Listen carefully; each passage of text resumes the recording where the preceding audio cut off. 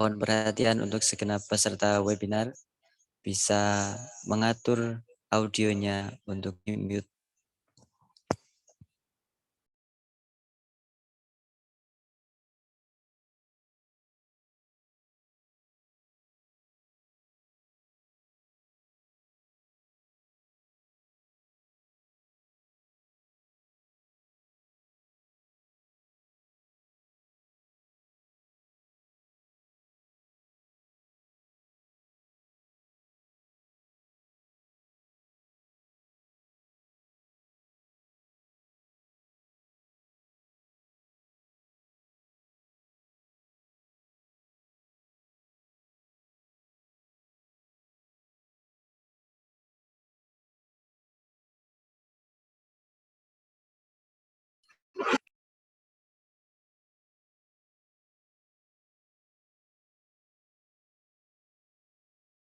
Oke.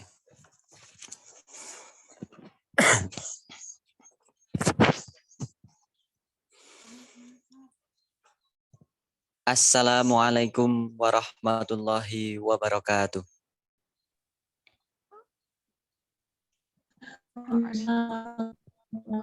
Waalaikumsalam warahmatullahi wabarakatuh. Alhamdulillah. Alhamdulillah wa syukrulillah. Wala haula wala quwata illa billah. Amma ba'dah. Yang terhormat Bapak Mustamir Peda selaku narasumber utama pada webinar kali ini. Yang kami hormati Bapak Ferry Husnul Mubarak selaku dosen pembimbing lapangan kelompok 69 KKN RDR 77 UIN Wali Songo Semarang. Yang kami cintai dan kami banggakan, teman-teman kelompok 69 KKN RDR 77 UIN Wali Songo Semarang. Dan tak lupa kepada seluruh peserta webinar Jasmani dan Rohani Kuat Indonesia Selamat, urgensi 2 dimensi kesehatan. Teman-teman peserta webinar yang saya cintai, pertama-tama marilah kita bersama panjatkan puji syukur kehadirat Allah Subhanahu wa Ta'ala yang telah melimpahkan rahmat dan hidayahnya kepada kita, sehingga kita bersama dalam acara webinar relasi kesehatan dan agama pada kesempatan kali ini. Mari kita ungkapkan dengan membaca bersama kalimat tahmid. Alhamdulillahirabbil alamin. Selanjutnya sholawat serta salam tak lupa kita aturkan kepada beliau junjungan kita Nabi Agung Muhammad Sallallahu Alaihi Wasallam yang senantiasa kita nantikan syafaatnya besok di yaumil kiamah. Amin amin ya rabbal alamin. Teman-teman yang berbahagia, perkenalkan nama saya Faizul Futona Ulin Nuha yang pada kesempatan kali ini menjadi MC dalam webinar kali ini. Nah, kurang lebih dalam acara webinar kali ini kita akan melewati serangkaian acara. Serangkaian acaranya sebagai berikut. Yang pertama pembukaan, kedua pembacaan ayat suci Al-Quran dan sholawat Nabi. Yang ketiga mendengarkan lagu Indonesia Raya. Yang keempat sambutan. Selanjutnya adalah doa dan penutup. Nah, mengingat waktu yang sudah seharusnya kita mulai, mari kita mulai acara webinar Jasmani dan Rohani Kuat Indonesia Selamat Urgensi 2 Dimensi Kesehatan oleh kelompok 69 KKN RDR 77 Win Wali Songo Semarang. Kita buka bersama dengan membaca suratul Fatihah. Liridho illahi ta'ala wali syafaati rasulillah. Al-Fatihah. Bismillahirrahmanirrahim. Alhamdulillahirabbil alamin. Ar-Rahmanirrahim. Maliki yaumiddin. Iyyaka na'budu wa iyyaka nasta'in. Ihdinas siratal mustaqim. Siratal ladzina an'amta 'alaihim ghairil maghdubi 'alaihim waladdallin. Terima kasih. Semoga dengan suratul Fatihah yang sudah kita baca, acara pada pagi hari ini bisa berjalan dengan lancar. Amin. Selanjutnya, pembacaan ayat suci Al-Quran dan sholawat Nabi yang akan dilantunkan oleh Mbak Rojana. Kepadanya disilahkan. Assalamualaikum warahmatullahi wabarakatuh.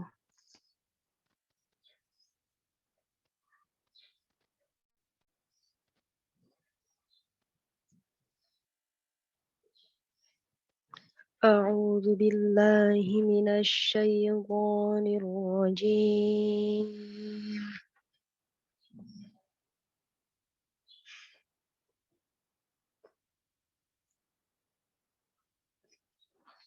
Bismillahirrahmanirrahim.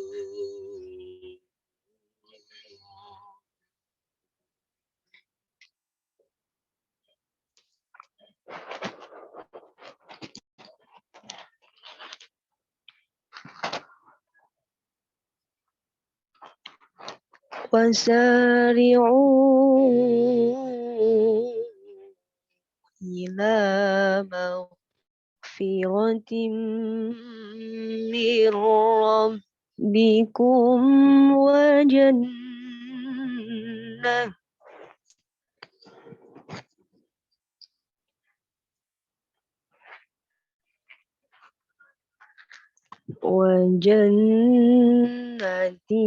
عرضها السماوات والأرض أعدت للمتقين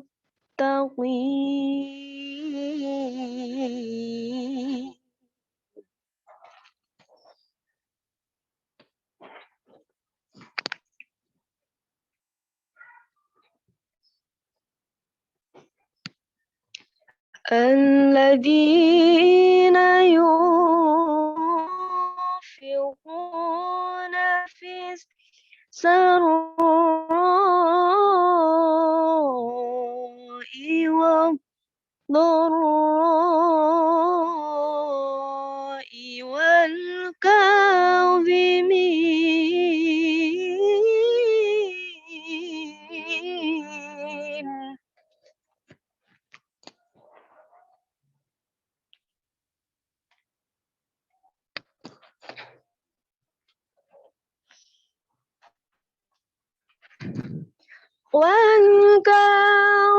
والكاظمين الغيظ والعافين عن الناس والله يحب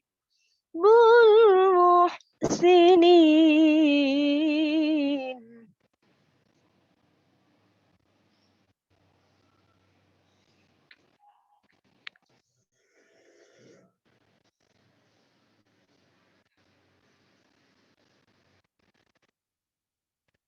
والذين إذا فعلوا فاحشة أو ظلموا أنفسهم ذكروا الله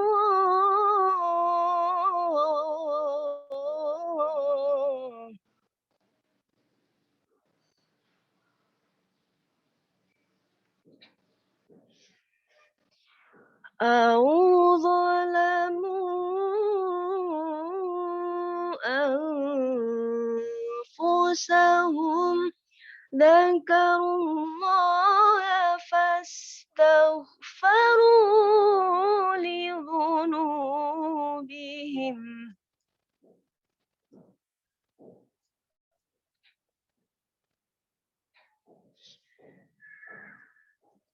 ومن يغفر الذنوب إلا الله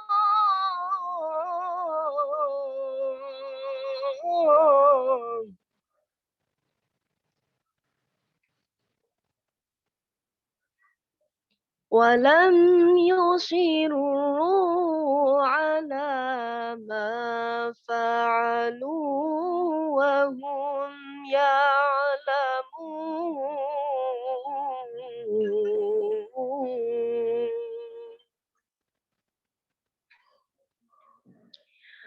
صدق الله العلي العظيم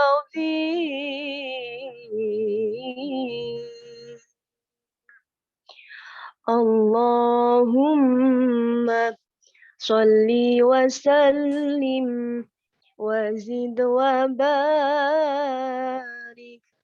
على رسول الله وآله الأطهار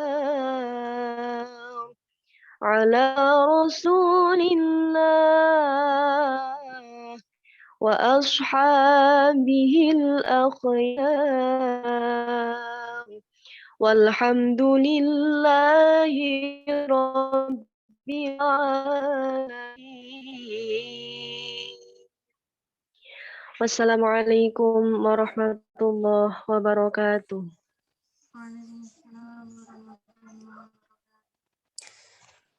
Kepada Mbak Rojana, kami sampaikan jazakumullahu ahsanal jaza.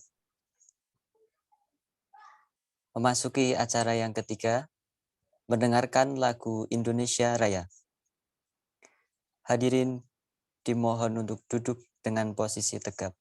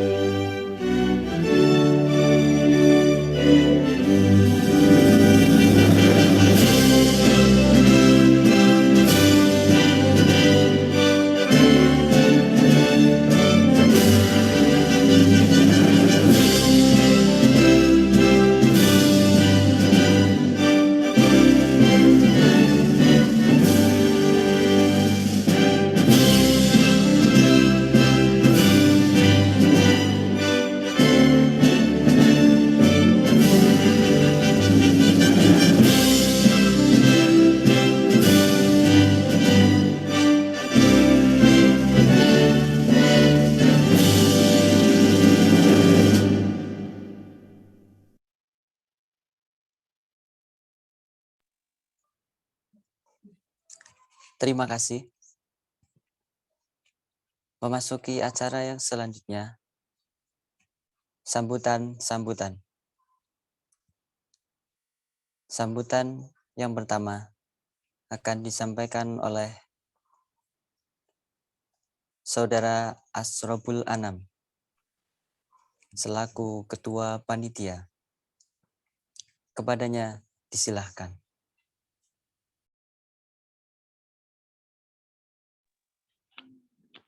Terima kasih. Assalamualaikum warahmatullahi wabarakatuh. Bismillahirrahmanirrahim. Bismillahirrahmanirrahim. Alhamdulillahi Rabbil Alamin, Ilahil Mawjud, Ilahil Ma'bud, Al-Hayyil Qayyum, Alladhi la yamut. Wassalatu wassalamu ala Sayyidina Muhammadin wa ala alihi wa sahbihi ajmain. Amma ba'd. Yang kami hormati Pak Mustamir Bedak selaku narasumber webinar kali ini, yang kami hormati Bapak Ferry Husnul Mubarak selaku dosen pembimbing lapangan, yang kami hormati pula teman-teman kelompok 69 KKN RDR 77, dan tak lupa pula yang kami hormati, yang kami banggakan, yang kami cintai, peserta webinar Indonesia Jasmani Rohani Kuat Indonesia Selamat.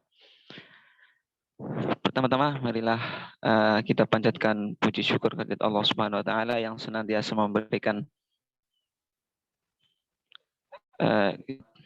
iman, Islam, kesehatan, sehingga kita bisa dapat belajar pada kali ini mengenai urgensi dua keilmuan antara agama dan kesehatan.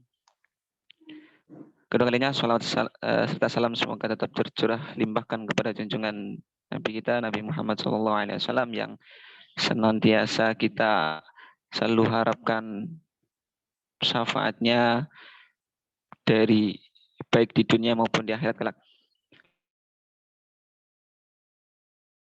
Kili teman-teman dari kepanitiaan webinar urgensi dua disiplin ilmu agama dan kesehatan ini mengucapkan jazakumullah ahsanal jasa, terima kasih yang sebanyak-banyaknya atas kehadiran dan juga kesediaan waktu untuk mengikuti acara ini. Kedua kalinya ucapan permohonan maaf apabila dalam penyelenggaraan ini kurang menarik, kurang mengenakan hati, kurang menghibur atau gimana. Kami dari selaku panitia dan mewakili teman-teman semuanya mengucapkan mohon maaf yang sebesar-besarnya untuk kira ini menjadi webinar yang amat sangat penting di zaman yang sekarang ini, di mana agama, di mana kesehatan sangat dibutuhkan guna menjaga kesehatan kita, menjaga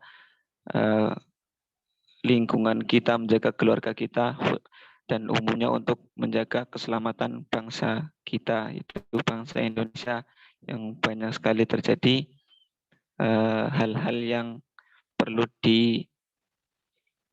diberi ilmu, diberi solusi. Salah satunya adalah dengan cara melalui agama dan kesehatan ini untuk menyembuhkan orang-orang yang sakit, sehingga Indonesia ini bisa menjadi negara yang baldatun thayyibatun warabun ghafur. Mungkin itu yang hanya bisa saya sampaikan, kurang lebihnya mohon maaf. Wallahul muwaffiq ila aqwamit thoriq. Wassalamualaikum warahmatullahi wabarakatuh. Waalaikumsalam warahmatullahi wabarakatuh. Kepadanya kami ucapkan jazakumullahu ahsanal jaza. Memasuki acara yang selanjutnya, doa dan penutup.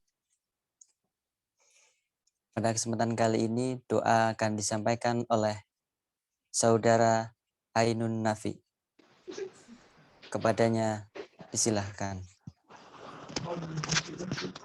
Assalamualaikum warahmatullahi wabarakatuh. A'udzu billahi minasyaitonir rajim. Bismillahirrahmanirrahim. Alhamdulillahi rabbil alamin. Hamdan syakirin, hamdan na'imin, hamdan yuwafi ni'amahu wa yukafi'u mazidah. Ya Rabbana lakal hamdu kama yanbaghi li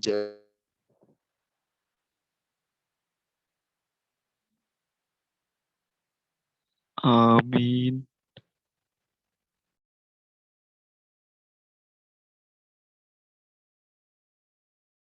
Sawaba ma qara'na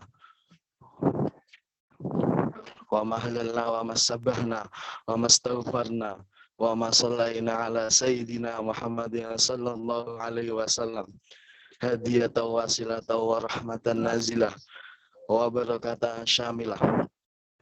Allahumma salli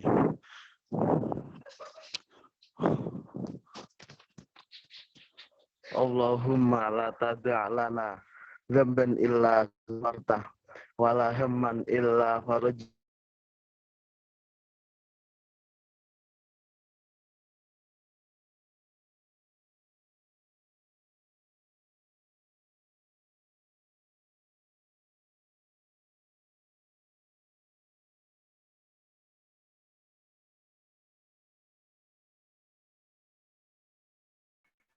Sayyidina Muhammad sallallahu alaihi wasallam amahu ahlu subhana rabbika rabbil izzati amma yasifun wa salamun alal mursalin walhamdulillahi rabbil alamin. Bisiril Fatihah. Alhamdulillah masyaallah.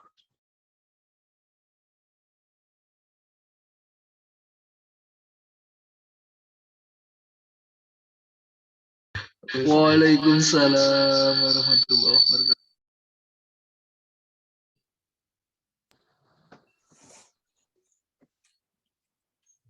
Kepadanya kami ucapkan jazakumullahu ahsanal jaza.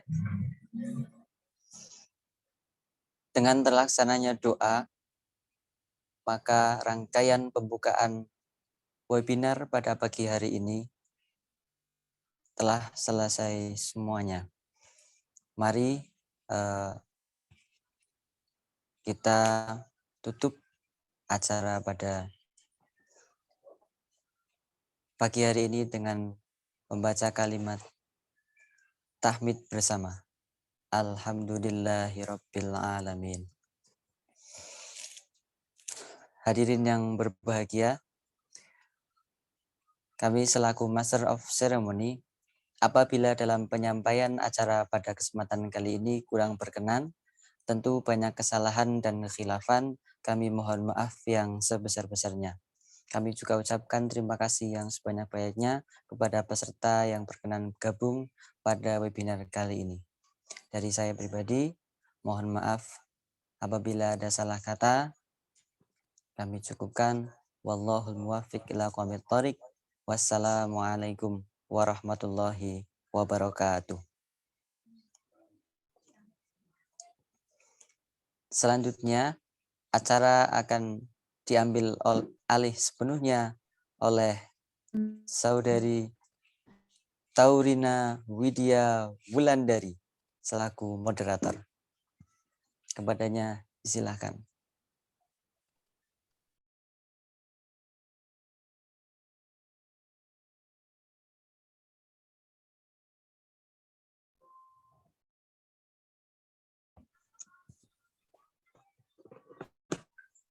Cek. Assalamualaikum warahmatullahi wabarakatuh. Halo, selamat pagi teman-teman. Apa kabarnya nih? Semoga selalu sehat dalam lindungan Allah dan diberi kesehatan lahir dan batin. Seperti pada bahasan kita pada pagi hari ini, yaitu webinar agama dan kesehatan yang terkait dengan kesehatan zahir dan kesehatan batin. Saya Taurina Widya Wulandari selaku pemandu acara webinar pada pagi hari ini. Pagi hari ini kita kedatangan tamu yang sangat luar biasa, yaitu ada Bapak Mustamir Peda selaku Ketua Umum PSPSI atau Perkumpulan Seni Penyembuhan Indonesia. Selaku Perkumpulan Seni Penyembuhan Sufi Indonesia. Assalamualaikum Bapak. Waalaikumsalam warahmatullahi wabarakatuh. Bagaimana kabarnya Pak? Alhamdulillah sehat nih. Akhir-akhir ini kesibukannya apa nih Pak? sibuk apa ya, sibuk konsultasi pasien deh. Sama ini tuh sibuk webinar. Ya, semoga selalu memberikan kemanfaatan bagi banyak orang ya Pak ya. Ya, amin.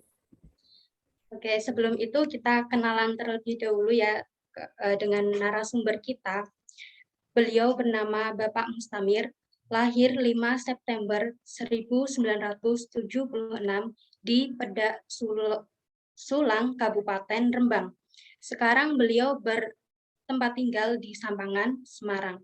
Beliau juga menempuh pendidikan formal di SD Pedak, SMPN 1 Sulang, SMAN 2 Rembang, Fakultas Kedokteran Institut Pertanian Bogor, dan Sarjana Kedokteran Fakultas Kedokteran Undip.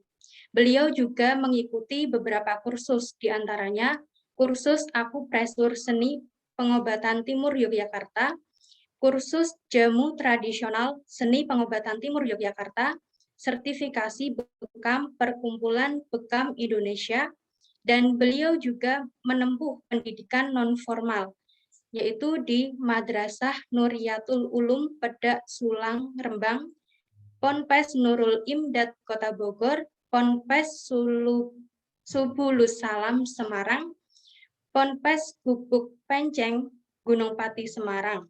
Dan beliau sekarang berprofesi sebagai owner Gria Sehat Syafaat 99 di Masjid Agung Jawa Tengah tahun 2009 sampai sekarang, dan beliau juga sebagai Ketua Umum PSPSI.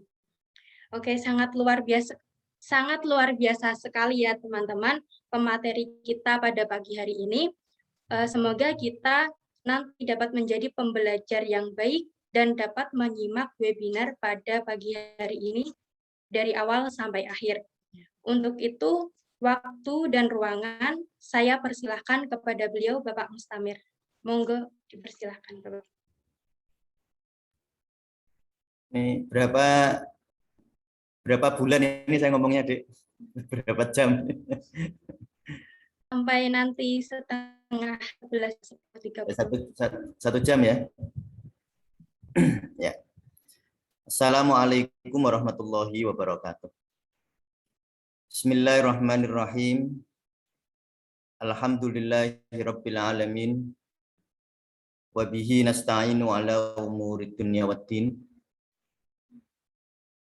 Allahumma salli wa sallim wa barik ala sayyidina wa habibina wa syafi'ina wa qurrati a'yunina wa maulana Muhammadin wa ala alihi wa ashabihi ajma'in adh-dhahirin.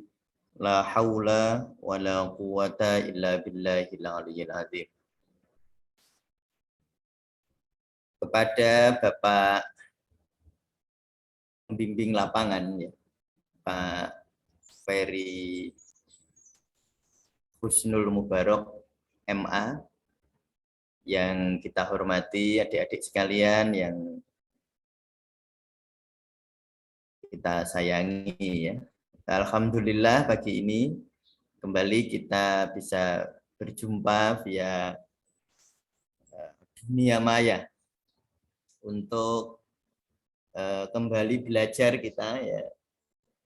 Seperti tadi diutarakan bahwa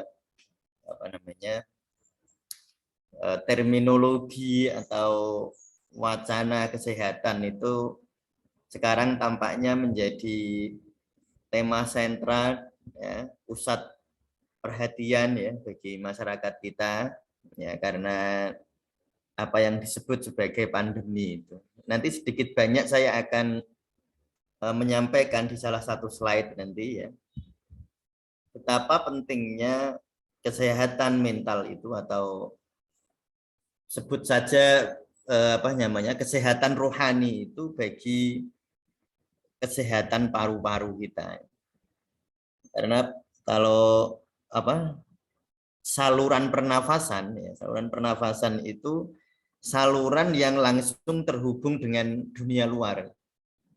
Jadi ada dua saluran yang langsung terhubung dengan dunia luar ya. Satu saluran pernafasan, setiap hari ada udara masuk. Kadang-kadang udara itu mengandung beberapa virus atau mungkin bahkan bakteri atau jamur ya. Nah, sehingga kesehatan pernafasan atau antibodi di dalam pernafasan kita itu sangat penting di dalam menjaga kesehatan kita secara umum.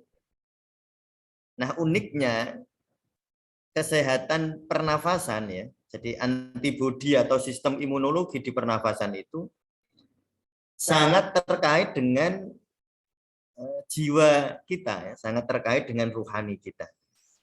Sampai-sampai di dalam Al-Qur'an nyebut jiwa atau diri itu dengan kata-kata nafas yang akar katanya sama dengan nafas.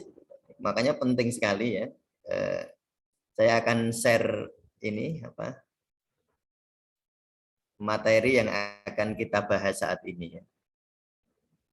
Adik-adik sekalian, sebentar. Ya. Ada beberapa materi yang akan saya sampaikan, yakni terutama tentang 2 dimensi kesehatan sebagai tema kita webinar kali ini. Sebelum saya sampai ke pokok-pokok persoalannya, kita harus mengerti dulu ya anatomi fisiologi manusia. Jadi anatomi fisiologi manusia bukan dari aspek kedokteran barat, bukan, tetapi anatomi fisiologi manusia secara utuh. Manusia itu sakjane opo. Manusia itu sebenarnya di dalam dirinya itu ada apa saja. Ini kalau bagi anak-anak adik-adik yang belajar di Usuluddin, terutama di tasawuf ya, tentu pemahaman tentang anatomi fisiologi manusia itu menjadi sangat-sangat penting, karena dari anatomi fisiologi inilah kita bisa mengambil metode-metode bagaimana cara menjaganya.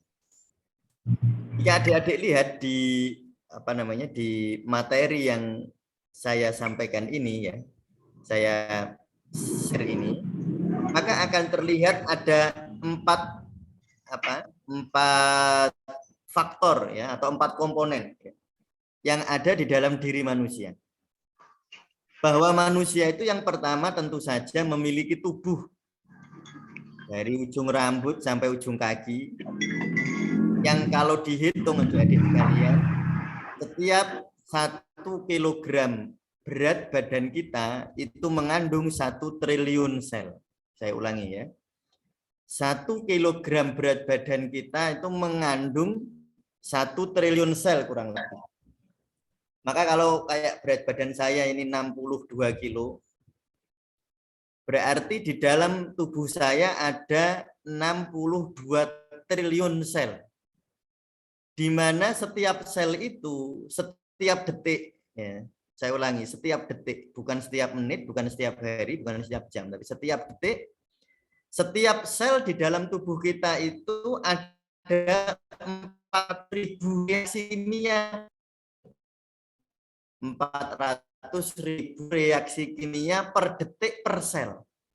Sehingga kalau dikalikan 62 triliun sel di dalam tubuh saya, maka setiap detik itu di dalam tubuh saya terjadi 400.000 kali 62 triliun reaksi kimia per detik. Sampean bayangke iso. Sekian banyak reaksi kimia yang kita sendiri ya gak ngerti, ngerti urip ngene. Ngerti-ngerti mripate iso kedip-kedip, ngerti-ngerti mulutnya bisa bicara. Makanya kalau kita perhatikan ya, kita itu hidup aslinya ya wis bejo. Ya kita itu yang tidak menyadari. Misalnya dulu kita lahir waktu ayah ibu kita berhubungan, lalu sel telur dari ibu ketemu spermanya bapak, lalu di saat itu belum ada jantung, belum ada paru-paru, belum ada pembuluh darah, belum ada ginjal. Kok jadi jantung, kok jadi ginjal, kok jadi liver, kok jadi paru-paru, kok jadi usus? Itu kan rasanya kabeh ya. Terbentuknya diri kita itu tanpa kita ilmuni, ya sudah terbentuk seperti ini. Oleh karena itu disitulah kalau di dalam ilmu tauhid, jadi kita sangat penting sekali untuk bersyukur kepada Allah yang pertama, yang kedua gak usah sombong uripu. Wong uripu ya ora karepmu dhewe. Jadi kalau kita menyadari seperti itu, pertama ya ora usah takabur nek awakmu apik, tidak usah berduka cita, tidak usah rendah diri berlebihan kalau diri kita ada kekurangan. Ya, jadi ada tubuh di dalam diri manusia itu. Yang tadi saya sampaikan ada 1 triliun sel per kilogram berat badan di dalam tubuh kita. 1 triliun sel.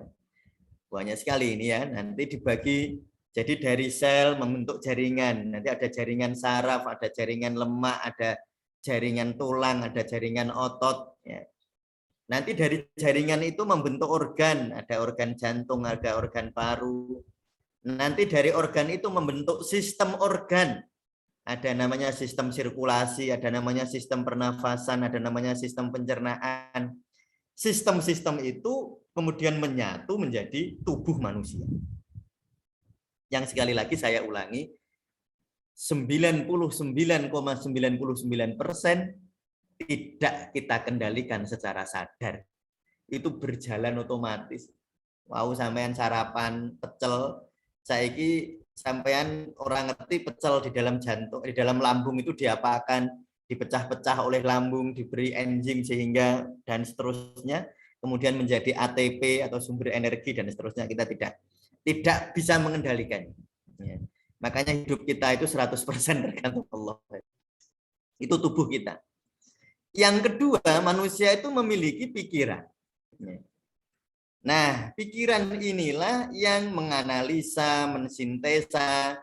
Oh, kalau meja itu terdiri dari kayu, kayu ini terdiri dari serat-serat, itu namanya pikiran ya, bisa menganalisa, menganalisis. Menganalisis itu memecah-mecah, adik-adik. Kemudian mensintesa. Mensintesa itu menggabungkan. Oh, kayak si fulan kayak cah wedok menstruasi, si B bocah wedok menstruasi, maka kesimpulannya yang cah wedok menstruasi namanya sintesa. Jadi kalau analisa itu bagi-bagi. Oh, rumah terdiri dari atap, ruangan makan, ruang tidur dan seterusnya. Nanti kalau mensintesa itu adalah kemampuan manusia untuk menyatukan, namanya mensintesa. Itu tugasnya pikiran. Jadi nanti di dalam pikiran kita mengandung apa? Persepsi-persepsi di dalam pikiranmu. Oh, persepsi, oh bocah itu naik ngono kuwi biasanya ngene. Anak itu kalau jalannya, kalau di dunia kesehatan ya, kalau jalannya dingkluk itu biasanya paru-parunya kurang bagus. Itu namanya persepsi di otak. Persepsi akan menimbulkan emosi. Jadi nek sampean ngerti buah mangga, warnane kuning, ditekan agak gembuk gitu, lunak gitu. Oh, ini berarti mateng, namanya persepsi. Persepsi menimbulkan emosi, wah seneng aku, wis mateng nih. Nah, jadi emosi dan pikiran itu saling mempengaruhi. Pikiran yang persepsi yang negatif menimbulkan emosi yang negatif, sampai emosi negatif menimbulkan pikiran yang negatif. Contohnya, sampai nek gek nesu. Roh koncomu bisa jenis orang ngopo-ngopo sampai nih nesu tuh. Misalnya sampai gek nesu. Wah, misalnya ada masalah skripsi kok apa namanya, misalnya judulnya gak diterima-terima. Wah, stres. Engko ditelepon calonmu ya, calon bojomu itu telepon, "Dek, kayak ngapa, Dek?" Ora usah telepon. Stres telepon. Jadi sampai niku emosi membuat pikiranmu gak jernih. Mulanya kalau kita baca Ihya Ulumuddin, orang ketika marah, dia kehilangan ilmunya. Sama saja kalau orang tidak berilmu jadi gampang marah. Jadi pikiran dan emosi itu saling mempengaruhi, termasuk dengan tubuh itu saling mempengaruhi. Nah, inilah yang membedakan kedokteran Barat dengan pemahaman tasawuf. Kalau orang Barat, antara tubuh dan pikiran, perasaan itu terpisah. Memang ada namanya ilmu psikoneuroimunologi ya. Jadi yang terjadi di jiwa mempengaruhi saraf, mempengaruhi kekebalan tubuh. Memang begitu kalau di ilmu barat. Tapi di ilmu barat itu kalau tadi jiwa mempengaruhi tubuh, tapi tubuh tidak bisa mempengaruhi jiwa, itu kalau di barat. Nah, kalau di timur kayak kita ini, ya di pengobatan timur, itu tubuh juga mempengaruhi jiwa. Contohnya, sampean nek kakean mangan daging kambing, itu sampean rada gampang nesunan. Diteni aja. Saya sering mengobati anak-anak dengan problem emosi ya. Kemarin ada anak kuliah problem emosinya luar biasa, jadi kalau marah itu luar biasa. Maka ketika diganti pola makannya, karena dia seneng tahu geprek apa namanya, ayam geprek, ayam yang pokoknya seneng ngono kuwi. Nah itu ketika diubah menjadi makan timun, makan semangka, makan melon, ya buah-buahan berair, maka emosinya turun. Jadi emosi dipengaruhi tubuh. Sampean misalnya pandan, sampean makan kolak, tahu nggak kolak? Kolak ada pandannya, kan kolak itu ada pandan. Pandan itu membuat pikiran kita rileks. Jadi yang kita makan mempengaruhi emosi, mempengaruhi cara berpikir juga. Itulah mengapa ya nanti di slide selanjutnya itu saya jelaskan. Kalau orang marah titik pijatnya di sini. Kalau orang takut ada titik pijatnya, ada orang cemas titik pijatnya di titik-titik tertentu itu ada. Itu di slide selanjutnya nanti. Ya, jadi artinya apa yang saya ingin katakan adalah bahwa tubuh mempengaruhi jiwa, jiwa mempengaruhi tubuh gitu. Saling mempengaruhi. Jadi sampean kalau mau hidupnya hatinya damai, perhatikan pola makan. Kalau sampean ingin tubuhnya sehat, perhatikan pola pikir dan pola rasa. Jadi saling mempengaruhi. Pola rasa, pola pikir mempengaruhi tubuh, keadaan tubuh mempengaruhi pola pikir dan pola rasa. Jadi misalnya sampean yang banget terkenal itu cah wedok, anak-anak perempuan. Sampean milih terminologi perempuan apa wanita? Wanita apa perempuan? Ya, yang paling bagus itu perempuan ya. Perempuan. Jadi empu itu ahli. Jadi makanya ada empu gandring, empu dana reksa, empu dan seterusnya ya. Nah, kalau wanita itu dulu digunakan untuk mereka yang tunasusila. Itu wanita. Jadi sampean nek nyebut perempuan yang bener ya. Makanya kalau di departemen itu di kabinet kan pemberdayaan perempuan kan, bukan wanita. Nah, yang kita itu yang perempuan arep men ngamuan. Premenstruasi sindrom. Nah, termasuk istri saya itu dulu yang sekarang enggak. Anggere wis arep wis ngamukan iki anu arep neladung wong istilahnya. Nah, itu berarti arep men ini. Jadi artinya apa? Artinya adalah hormonal di dalam tubuh mempengaruhi jiwa kita. Ya, mempengaruhi emosi. Jadi kalau adik-adik mau mengubah emosi menjadi positif, perhatikan pola makan. Jadi sampean dua pasien ya, ini adik-adik dari TP, jangan hanya berfokus kepada teknik psikoterapi, tetapi juga ada teknik-teknik dari soal-soal makan tadi. Nek wongin nesunan, ya marah itu pola makannya harus banyak buah berair, ya nanti marahnya turun. Tapi kalau anak itu depresi, menangis itu dikasih yang misalnya telur ayam kampung, itu lebih membuat orang jadi protein hewani itu membuat orang jadi mau gerak gitu. Orang nang kamar terus nangis terus. Nah, itu salah satu ciri, tentu itu ilmu yang sangat detail kalau mau kita panjangkan ya. Cuma dari sini saya ingin menyampaikan bahwa jiwa raga manusia itu menyatu dan pusatnya adalah ruhani. Ya, ini di tengah-tengah ini ruhani.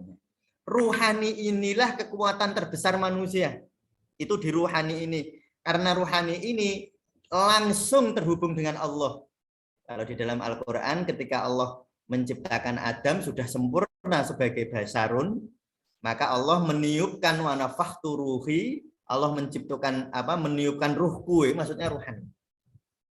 Makanya ruhani ini menjadi kekuatan terbesar. Adanya keajaiban-keajaiban, ono sing jenenge mukjizat, ono sing jenenge maunah, ono sing jenenge karomah. Itu adalah aspek ini ruhani. Makanya yang terpenting pada diri manusia, nah, kalau tadi jiwa dan tubuh, sebenarnya yang lebih penting ada yaitu rohani. Lalu bagaimana cara kita mengaktualisasikan kekuatan atau power dari rohani? Di dalam agama, carane kamu biar rohanimu itu tumbuh, tidak ada jalan lain kecuali Islam, artinya berpasrah diri kepada Allah. Sampeyan anggere saya pasrah, berarti rohanimu saya kuat. Tetapi aja mbok padake pasrah karo putus asa. Kalau males itu beda. Males, putus asa, pasrah itu kaya padha, sama-sama diem. Tetapi diamnya orang males, diamnya orang putus asa beda sama diamnya orang yang berrohani. Bedanya pripun? Nah, bisa dicek.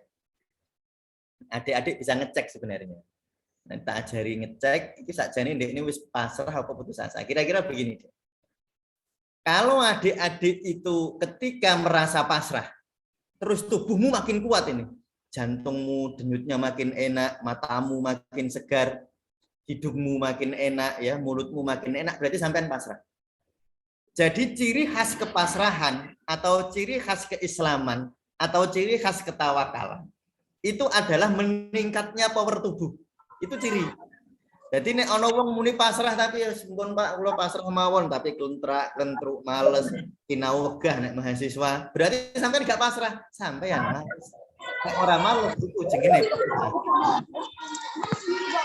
Nah, males bisa putus asa. Kalau tubuhmu melemah pada saat kamu merasa pasrah. Saya ulangi lagi. Pasrahan, ketawakalan itu menunjukkan bertambahnya kekuatan. Ya, kepasrahan, ketawakalan itu membuat power tubuhmu meningkat. Jadi kamu itu punya power kuat gitu. Kamu garap skripsi, wah semangat. Tapi mumpun Pak, kalau garap skripsi ini judulnya wis kula pasrah mawon. Terus sirahmu dadi mumet, badanmu dadi sesek, wah itu jenenge sampean putus asa. Jadi membedakan di situ. Membedakan orang itu pasrah, tawakal, Islam, atau orang itu sebenarnya putus asa atau malas, itu membedakan dengan awak di tubuhmu. Karena kepasrahan, ketawakalan itu energi cinta. Dan cinta itu selalu menguatkan. Jadi sampean, wah saya merana gara-gara cinta. Salah. Cinta tidak pernah membuat merana, mustahil.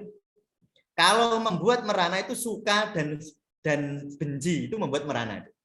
Kalau kamu menyukai seseorang bisa membuat kamu merana. Kamu membenci seseorang bisa membuat kamu merana. Tetapi ketika kamu mencintai seseorang tidak mungkin membuat kamu merana. Jadi nek sampean itu berhubungan sama temen atau sama calonnya, kok kamu merasa merana, kamu koreksi. Sakjane kamu itu tidak mencintai, tapi kamu hanya menyukai. Nah, makanya kalau kamu menyukai sekuntum bunga, maka kamu akan memetiknya. Tetapi jika kamu mencintai sekuntum bunga, maka kamu akan menyiraminya setiap hari. Beda nih. Mulane wong seneng ku egois, ego. Ya. Tapi kalau cinta tidak ego. Cinta itu sampean roh wong sing mbok cintai seneng bahagia, kamu semakin bahagia itu. Tapi kan orang ini putus terus untuk liane sampean kan menderita. Iku jenenge sampean seneng gak cinta. Angel Pak, ya memang angel. Niku latihan. Ya tapi ngono ki wajar ya, jangan dianggap salah, wajar biasa. Tetapi kita harus ada upaya mentransformasi dari suka menjadi cinta. Karena kalau rasa suka itu sering membuat kita menderita. Selanjutnya, jadi ini tadi ya sudah saya sampaikan. Jadi kolbu atau pikiran. Jadi kalau saya memaknai kolbu itu pikiran dan perasaan ya. Itu adalah menganalisa, mensintesa, menginterpretasi atau persepsi, kemudian emosinya. Ini fisiologi kolbu. Ini insya Allah sedang saya tulis ini tema tentang fisiologi kolbu yang nanti menjadi dasar-dasar pengobatan sufi healing. Itu pemahaman tentang fisiologi kolbu, jadi hubungan indera, tubuh, dan kolbu. Nah, ini saya akan bicara lebih praktis, mungkin beberapa kali sudah saya sampaikan. Saya ingin mencontohkan, ya, memberi contoh bahwa jiwa raga itu jadi satu, ya, seperti tema tadi. Kesatuan jiwa raga. Ada contoh kasus adik-adik, ini contoh nomor 1 dan nomor 2 saya ambil dari buku Biology of Belief, sedangkan contoh 3 sampai 5 adalah pengalaman dari pasien-pasien yang atau klien-klien yang saya tangani. Ya. Yang pertama ada kasus 1, yaitu keyakinan yang mematikan. Jadi dulu di dalam sebuah jurnal kedokteran ya, diceritakan ada seorang bapak-bapak tukang sepatu, penjual sepatu. Oleh dokter dia didiagnosa punya kanker esofagus. Esofagus itu jalur makanan yang tenggorokan. Jadi leher kita itu ada tenggorokan, tenggorokan itu jalur pernafasan, ada kerongkongan itu jalur pencernaan. Nah, kerongkongan itu namanya esofagus. Ada kankernya. Loh, jadi kanker itu sering gini. Kanker rambut aja ada kok. Kanker rambut, kanker mata, kanker tulang, kanker kulit, kanker liver, kanker paru, kanker jantung, kanker lambung. Bisa kanker. Jadi kanker itu orang mau, ya, tapi yang sering terjadi kalau di perempuan kanker payudara, kanker rahim itu yang sering. Kalau laki-laki kanker prostat, kanker nasofaring itu bisa di mana-mana. Dan kanker itu sangat berhubungan dengan pikiran. Nah, ini ada bapak-bapak, ya. Dia itu didiagnosis oleh dokter dia punya kanker esofagus. Dibilang 2 bulan lagi meninggal karena kanker esofagus. Benar, 2 bulan kemudian ini si bapak meninggal betulan. Beberapa puluh tahun kemudian diotopsi. Si bapak ini kuburannya dibongkar lagi. Pernah Dek lihat bongkar kuburan? Saya bola-bali dulu waktu kuliah ya, bongkar kuburan. Jadi kalau sudah kuburan 3 hari sampai 7 hari, baunya masuk. Kalau sudah baunya luar biasa. Jadi batangnya batangnya menungso itu baunya luwih busuk daripada batangnya sapi. Menungso itu batangnya baunya luar biasa. Saya kalau sudah habis bongkar kubur gitu, seminggu udah dengan mangan. Baunya itu luar biasa. Kemana-mana bau itu pokoknya masuk. Itu kalau ya karena proses hukum ya. Kalau di kedokteran ada forensik. Itu kita harus bongkar kuburan untuk cari ada kekerasan tidak ya. Misalnya ada orang mati menurut orang-orang itu dia bunuh diri karena gantung. Nanti diotopsi ada nggak bekas di sininya di sini. Karena kalau orang mati setelah gantung, jadi mati dulu baru digantung, itu nggak ada bekasnya. Jadi orang ini mati terus baru digantung. Nek dia memang mati karena digantung, karena gantung diri, jelas ada bekasnya nanti di dalam itu kelihatan. Tetapi kalau dia mati dulu baru digantung juga kelihatan. Nah itu begitu forensik. Jadi kita buka diotopsi gitu namanya. Nah ternyata bapak tadi diotopsi itu ternyata tidak ada kanker esofagusnya. Tapi kok mati? Jadi tadi dokter bilang ada kanker esofagus 2 bulan mau mati. Ternyata mati betulan. Ternyata setelah diotopsi tidak ada kanker esofagus. Akhirnya disimpulkan bahwa bapak ini mati karena dia yakin dia sakit. Hati-hati loh ya. Keyakinanmu bahaya sampai yakin aku ini kebetulan sehat Pak. Ulah nih loh. Tadi malam saya ditelepon orang ya. Tapi karena saya ada janji di sini, saya disuruh datang ke daerah Telogosari. Dia sakit 15 tahun katanya. Yakin ada senggawe. Nah itu loh, ada sihir. Jadi sudah banyak kiai, banyak dukun didatangi, banyak ustaz. Hari ini itu dia diikuti oleh makhluk hitam besar. Lah karena saya ngomong wong akeh yakin dek nih lah. Jadi abot tenan awake dek. Lho sampean nek yakin beban hidupmu berat, sampean mlaku ya abot. Misalnya sampean jadi anak pertama ya anak pertama, wah nanti jadi beban orang tua. Nanti sampean nek mikirmu ngono terus, yakin nek uripmu ku penuh beban, kowe mlaku abot. Jadi keyakinanmu itu mempengaruhi tubuhmu. Makanya coba kayak nomor kasus 1 ini, Mas. Yakin loro, jadi kayak loro beneran. Dan ini sering. Orang itu sebenarnya tidak sakit, cuma dia yakin sakit. Sehingga seperti sakit. Saya ulangi lagi ya. Orang itu tidak sakit, tetapi dia yakin sakit, jadi seperti sakit. Itu keyakinan.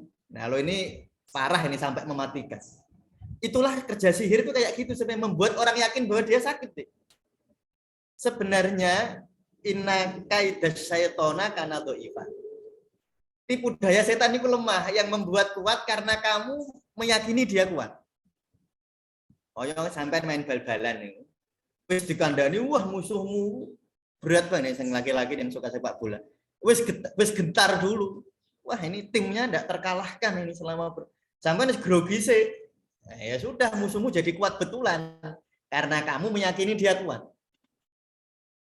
Makanya Johan Cruyff ya, Johan Cruyff itu legenda total football ya, dia Barcelona dan apa namanya timnas Belanda tahun 70-an ya, namanya Johan Cruyff. Saat itu Belanda sama Italia itu sedang persaingan berat. Johan Cruyff bilang begini. Italia tidak mungkin mengalahkan kita. Tetapi kita bisa dikalahkan oleh Italia. Dia ngomong begitu. Itu hanya olah kata. Italia tidak mungkin mengalahkan kita, tetapi kita bisa dikalahkan oleh Italia. Maksudnya Johan Cruyff itu agar orang itu fokus kepada dirinya sendiri gitu, tidak fokus kepada dunia luar. Nah, sudah, kita fokus pada permainan kita saja. Jangan ikuti permainan lawan, kira-kira begitu. Hati-hati ya dengan keyakinan ya. Jadi adik-adik jangan yakin, saya yakin Pak, saya ini bodoh banget Pak. Yang wah ini paling skripsi saya ini nanti ditolak Pak, nanti begini Pak susah. Udah.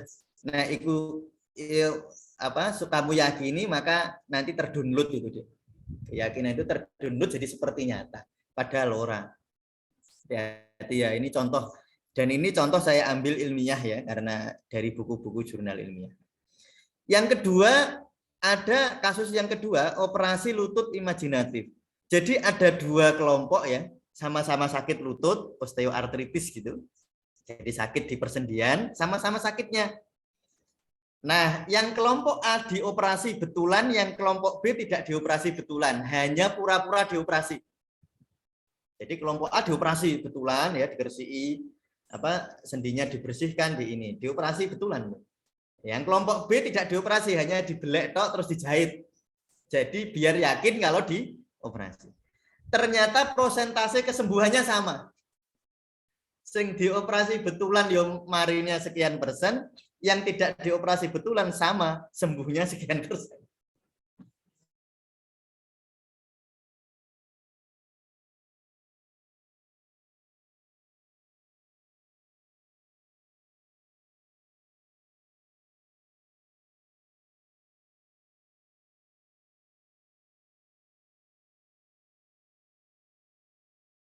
Teknikmu. Tapi bagaimana klien menganggapmu itu apa? Nek klien menganggapmu raiso, ora mari tenan. Tapi nek klien mesti yakin sih, ya mari. Ya, itu salah satu pengaruhnya dari situ.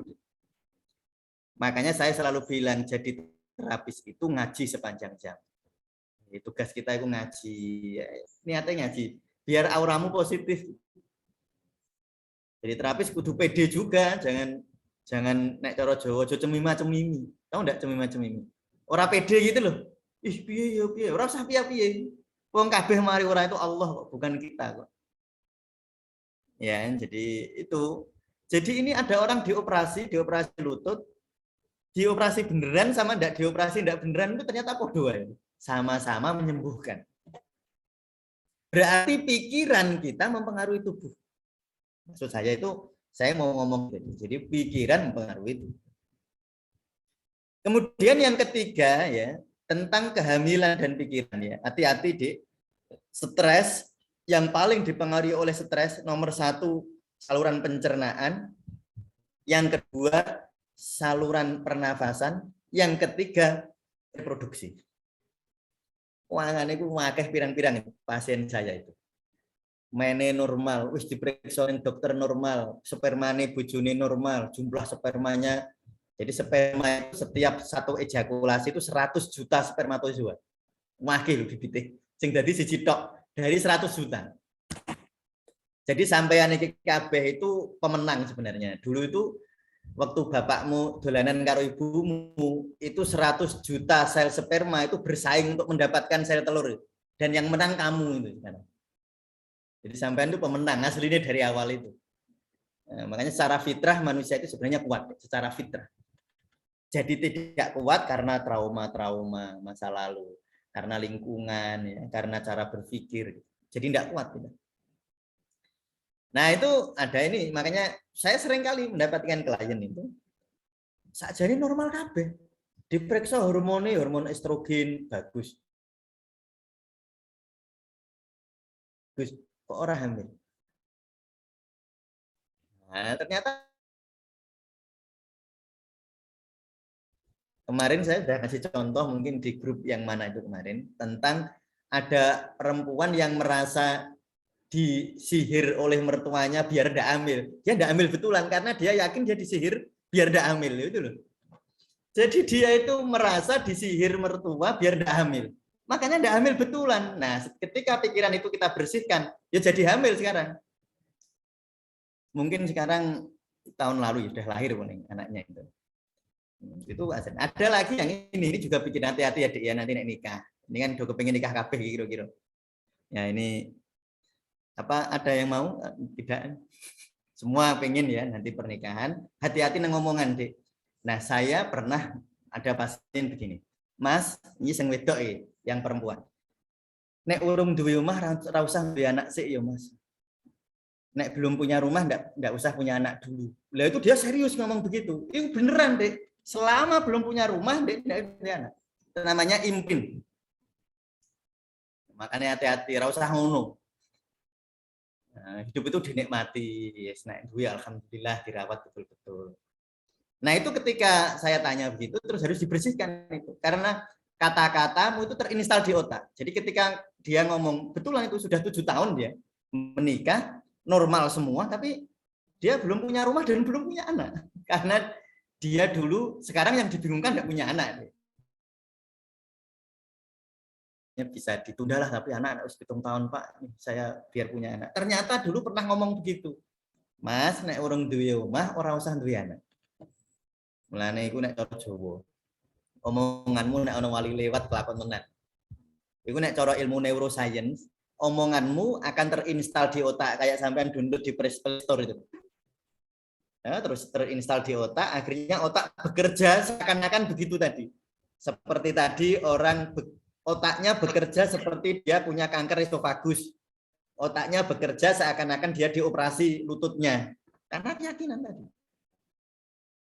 Hati-hati sama pikiran ya.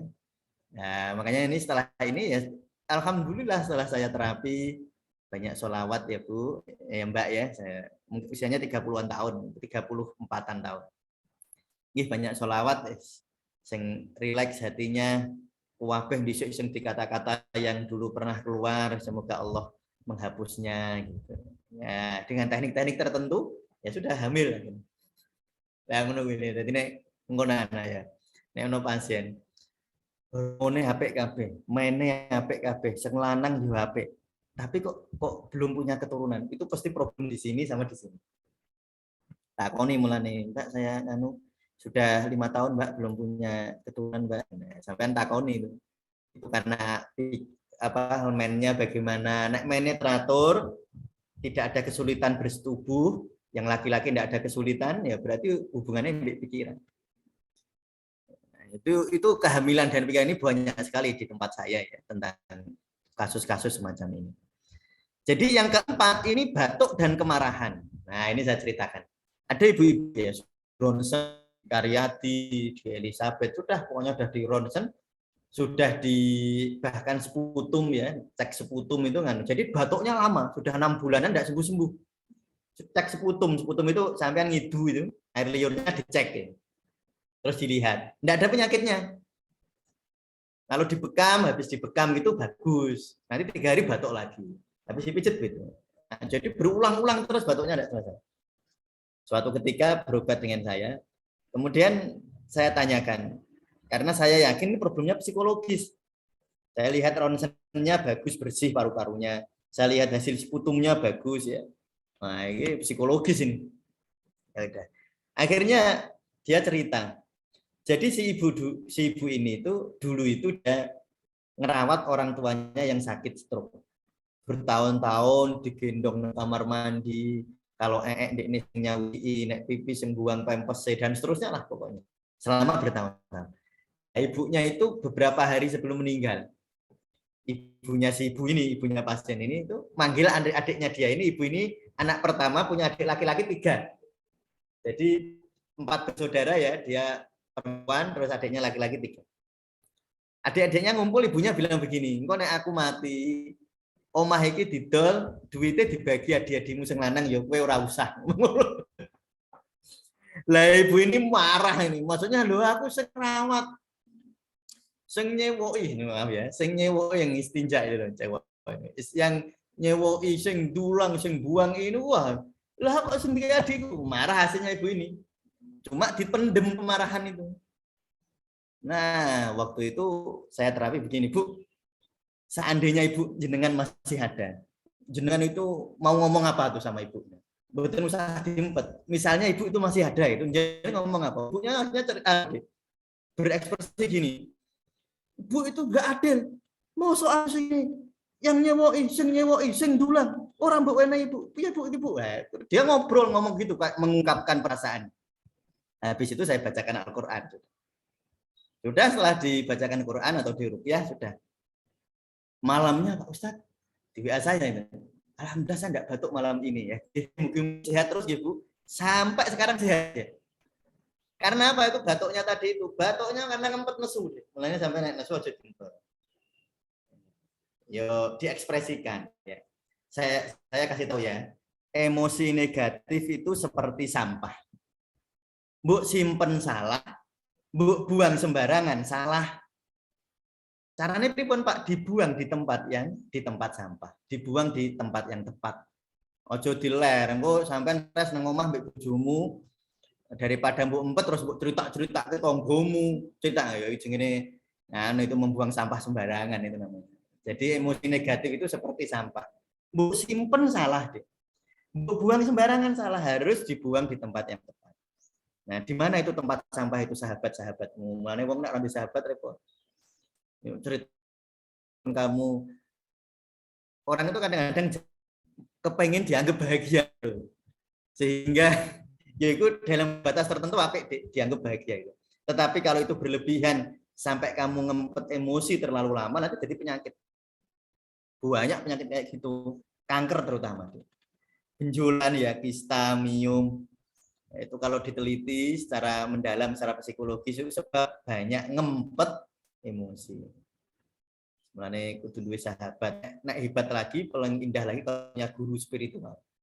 Sehingga kamu bisa berbagi rasa, menceritakan tentang hidupmu. Kalau perlu kamu menangis di hadapannya, di pangkuannya, di pelukannya. Itu bagus sekali. Nah, itu insya Allah sehat.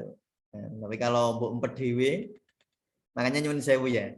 Orang-orang kayak gitu itu seringkali suaminya atau istrinya pejabat. Itu sering punya problem kayak gitu karena apa? Karena mereka harus tampak bahagia di hadapan anak buah. Nah, ibu-ibu PKK, ketua PKK itu kan harus tampak bahagia kan? Karena bojone pejabat. Jadi di hadapan anak buah ya senyum terus. Padahal nesu. Makanya menjadi bahagia itu baik, tetapi ingin menjadi bahagia itu baik, tapi kepengen kelihatan bahagia itu tidak bagus. Ya itu ya contoh nomor 4. Kemudian nomor 5 ini trauma dan perjodohan. Nah, saya juga sering sekali, makanya Sufi Healing itu yang terapi di Sufi Healing itu macam-macam, disantet datang ke kita, jari ini disantet, jari ini disihir, judune isih adoh. Apa dagangannya ora laku itu datangnya ke terapi Sufi. Ya dukun lah kurang lebih gitu. Jadi trauma dan perjodohan. Ya kan ada karena pernah trauma. Jadi dulu itu dia dilamar seseorang, minggu berikutnya yang melamar dia menghamili sahabatnya. Sakit hati. Wus, luar biasa. Nah, itu terus akhirnya dia marah. Nah, dan setelah itu dia seperti trauma dan takut berhubungan dengan laki-laki karena rasa sakit yang dia rasakan itu masih menghantui dia. Akhirnya didekati laki-laki susah. Dek ini seneng, Dek, tetapi kalau mau menikah itu kayak ada penghambat. Dia mah seneng. tapi ada penghambat. Makanya terus selalu gagal. Makanya orang tua datang ke saya, "Nganu Pak Ustadz, niki sing nyegati sinten to niki Pak Ustadz, angel men gitu." Ya sakjane sing nyegati iku yo pikirane dhewe iki mau, praset ora jin. Bukan mantan juga. Sing sering dituduh nyegati perjodohan kan mantan. Dituduh ya. Iki mantane saya urung ribo makan cegati. Lah sampean yakin ngono kedaden tenan, kok santai wae. Nek misale ono ngono ki pasrah sama Allah. Mulane ilmu pasrah itu ilmu paling penting. Lah cirine pasrah sampean rileks. Nek sampean ngaku pasrah tapi gelisah, itu pasrahmu palsu. Itu tadi saya tentang kisah-kisah tadi ya. Nah, ini saya saya share ya. Bagaimana pengobatan timur menghubungkan jiwa dan raga ya. Jadi senang mempengaruhi jantung. Jadi atau egois mempengaruhi jantung. Sampai anak egois jantung murah sehat. Ya. Cemas mempengaruhi limpa. Marah mempengaruhi liver. Sedih mempengaruhi paru. Hati-hati zaman banyak virus itu. Sama juga sedih paru-parumu lemah. Nah, nanti saya lebih rincikan tadi untuk soal ini karena ini menjadi tema kita di hari-hari ini ya. Takut mempengaruhi ginjal. Mulanya sampai nek wedi arep ujian skripsi kira-kira kan pipas pipis sama. Arep ujian. Kayak saya ingat saya dulu mau melamar istri saya itu pipas pipis, Mbak. Karena mertua saya itu polisi, gede dur dan dikenal galak. Dulu itu tahun 2000 kayak luar, makanya saya takut. Jadi kankernya itu mau nembung itu saya pipis. Mangkat pipis karena takut itu mempengaruhi ginjal. Ya itu ya. Jadi ini di ilmu akupresur atau akupunktur ya, di ilmu Cina medis dikenal seperti ini. Nah, misalnya lagi ini saya contohkan kemarahan misalnya. Ini contoh-contoh kecil ya, contoh-contoh banyak sekali sebenarnya, saya kasih contoh beberapa ya. Jadi misalnya sampean marah itu membuat nyawa naik. Ci itu nyawa. Jadi Ci itu sama dengan nyawa, sama dengan energi. Jadi sampean ojo bayangke nyawa itu jangan. Nyawa itu energi yang membuat kita bisa bergerak. Jadi marah itu menaikkan energi, nanti akhirnya livernya panas, darah ke liver stagnan, ora lancar, darah ke jantung stagnan, darah ke lambung stagnan. Mulai wong nek nesunan ini lambungnya kumat, penyakit GERD. Usus kecilnya stagnan energinya. Kalau marah ini efeknya ke liver, ke jantung, ke lambung, ke usus kecil. Mulanya marah itu harus dosisnya tepat. Jangan dihilangkan loh kemarahan ya. Kemarahan itu tidak untuk dihilangkan. Kemarahan itu kita kelola ya sehingga dosisnya tepat. Ya, ini saya ambil dari buku The Practice of Chinese Medicine ya, yang di ini buku ilmiah saya ambil dari kedokteran timur yang terekspos kedokteran barat. Ini saya kasih contoh lagi yang ini tadi yang saya sampaikan, hubungan emosi, pernafasan dan infeksi virus. Kalau orang itu sedih, ini ya. Kalau orang itu gampang sedih, nyawa paru-parunya luntur. Jadi sampai nek sedih, cinya paru-paru, energi paru-paru itu kayak luntur, kayak lilin ada air apinya itu luntur. Jadi energinya luntur itu.